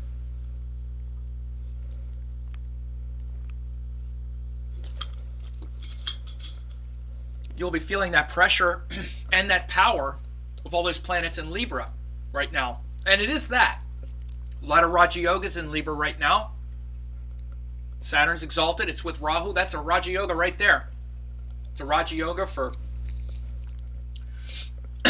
several of the ascendants. And, especially with Sun, Mercury there. And so Raja Yogas produce results. Again, results are different than how it feels. We tend to focus on how things feel, and we miss a lot of the opportunity, especially with malefic planets. They're not about feeling good. So we need to grow up and not just have everything be, oh, but I don't feel good. That's not the meaning of life. When the malefics form yogas especially, it's time to do powerful stuff, do great work. Saturn yogas are about commitment. All the greatness in your life comes from Saturn, actually. Not just Saturn, but the greatness of Saturn is the willingness to be committed and to not give up and to not stop just because it's hard or you don't feel good or all that stuff. The reason we persevere and the reason we actually succeed in things, especially the career, is because of the commitment of Saturn. So Saturn yogas are really powerful to deliver results that are earned, that we work for. And nothing like earning something and having it pay off. To feel good about something and to grow. We grow through that learning process of facing the struggles and overcoming the obstacles and staying with it anyway. Think of how good you felt when you graduated from something. That was hard, man. You had to face down your demons and stay committed and face your fears. This is the greatness of Saturn. Instead, now we tend to be like, oh, but God, it's so hard, I don't feel good. Look, I got it going over my moon. I got Sati Sati with Saturn and Rahu right on my moon right now. So I don't want to hear your complaining. No, sorry. But I get it. It's not easy. But you just got to keep going. So there's an enormous power for Raja Yogas right now in Libra. So whatever house Libra falls in, from your ascendant primarily, which I definitely use that as showing results, not from the moon, from the ascendant. The moon is our mind. Again, I've researched this a lot. Transits from the moon, what is typically called Gochara, I did not find it to be reliable at all. Gochara is actually one part of what's called Ashtaka Varga, where they kind of codified it down and took the bindus from the moon and made it into this thing called Gochara. I didn't find it reliable whatsoever. So transits from the ascendant, I find that to be reliable for results. The ascendant is results. It's the life we're living. The moon is our mind and how we feel. And they're different. And yes, we do things based on how we feel, but you still see the results produced mainly by planets in transit from the ascendant if you're looking at transits and what pops out. Not only that, but again, something that's not even talked about in classical Indian transit studies is planets by aspect and planets by transit, like we talked about earlier with Miley Cyrus and that exact Mars aspect, or that exact Mars conjunction to her natal chart. Planets in transit by planets in aspect by transit are really important in Vedic astrology, especially those special Vedic aspects like I talked about earlier, even if they aspect outer planets. In Vedic astrology, the planets cast special aspects. This is really specific and really powerful. And it's easy, but you see it, it's so specific. Again, the students in my level 2 course, they're learning all this stuff now, how specific these things are. You see people getting readings and things popping out of their chart when planets by transit aspect their natal chart. Aspect planets in their natal chart. Especially when it corresponds with dashas and triggers yogas and all that other stuff. All that other stuff I'm talking about. All those principles. You get all those principles lined up, then you start seeing, then the techniques, you don't even need that many techniques because you got 50 principles that are snapped into place. It's like anything else. It's like doing yoga. It's like you can just do yoga like exercise and like I'm doing yoga when it's really like gymnastics. Or you can actually learn the structure of yoga, that it's really about breath and consciousness and movement, and it's just this subtle, and then you don't need to be moving all over the place. Every moment is like, it's just focused mastery. You're like a Zen master. It's the same thing. Instead of like grasping for a million techniques, like what about this, like this monkey jump, the kind of monkey mind. You learn those principles. Plus, learning the principles is amazing because they're incredibly beautiful. I mean, that's why people should study astrology. That's why I teach it to everybody. I'll teach it to anybody and invite anyone into the process. Anyone can learn it. Because when you start studying it, you're studying the most beautiful thing I think human beings have ever figured out. I mean, how it all works. But instead, we kind of get a little bit of a little glimmer, and then we want to jump to all these things instead of like, man, all the beauty is in that other stuff. It's like the beauty in yoga isn't in the exercise. That's kind of the hard part. It's like where the physical body it feels good later, but the beauty in yoga is the presence, is the moment of staying present with the beauty of it, with the moment. To me, that's the beauty of astrology, is the beauty of all of these components put together. And the beauty of all these principles, it's amazing. So I think this Hangout is going to end here quite soon. I don't know if it ends all by itself, but I'll be back at 5 p.m. Pacific time. I think we got, hopefully the bugs are out. I don't think, it looks like that website does tend to intermittently go in and out. If you go there and it's out, rather than post that it's, I appreciate that you guys did post because I then found out, but I think all you need to do is refresh the page now and it'll come back. There's a lot of people hitting the server, but you can also go to the YouTube page and watch the video too. But if you want to interact with the questions, then you want to go to the Hangout page and ask your questions. That's where we're interacting. And again, I encourage people to get the book. I think there was maybe 1 or 2 questions that I didn't get to from this session, which I'll get to at the beginning of the one in the evening at 5 o'clock Pacific time. And then, so you come back or tell people, and we'll do it again in a few hours, and I'll answer some more questions then and talk some more about some other stuff as well. So again, I appreciate people showing up. I had a few technical glitches. It's Mercury retrograde, and the first time I've done this, it didn't go too bad. I used a thing called Ustream before, which was a lot easier. One of the things is I thought YouTube would be more intuitive for this, but it's like, but it's really not as intuitive as I thought. So it took a little bit sort of clunky to kind of get it set up, and I see a lot of. Oh, now I see here also there's a lot of, there was a lot of questions here. You know what, folks? I didn't see a lot of the questions that came from the YouTube channel. I'm sorry, I just saw that now. So I'll get to answering some of those also in the evening session. I'm going to, in case, I think I can copy those and I don't think they're going to go away. I think they'll be there. And so, make a comment here. The second hangout is at 5 o'clock, and I'll answer these questions too, and we'll pick it up from there. So thanks a lot, folks, for coming. Back at 5. Okay.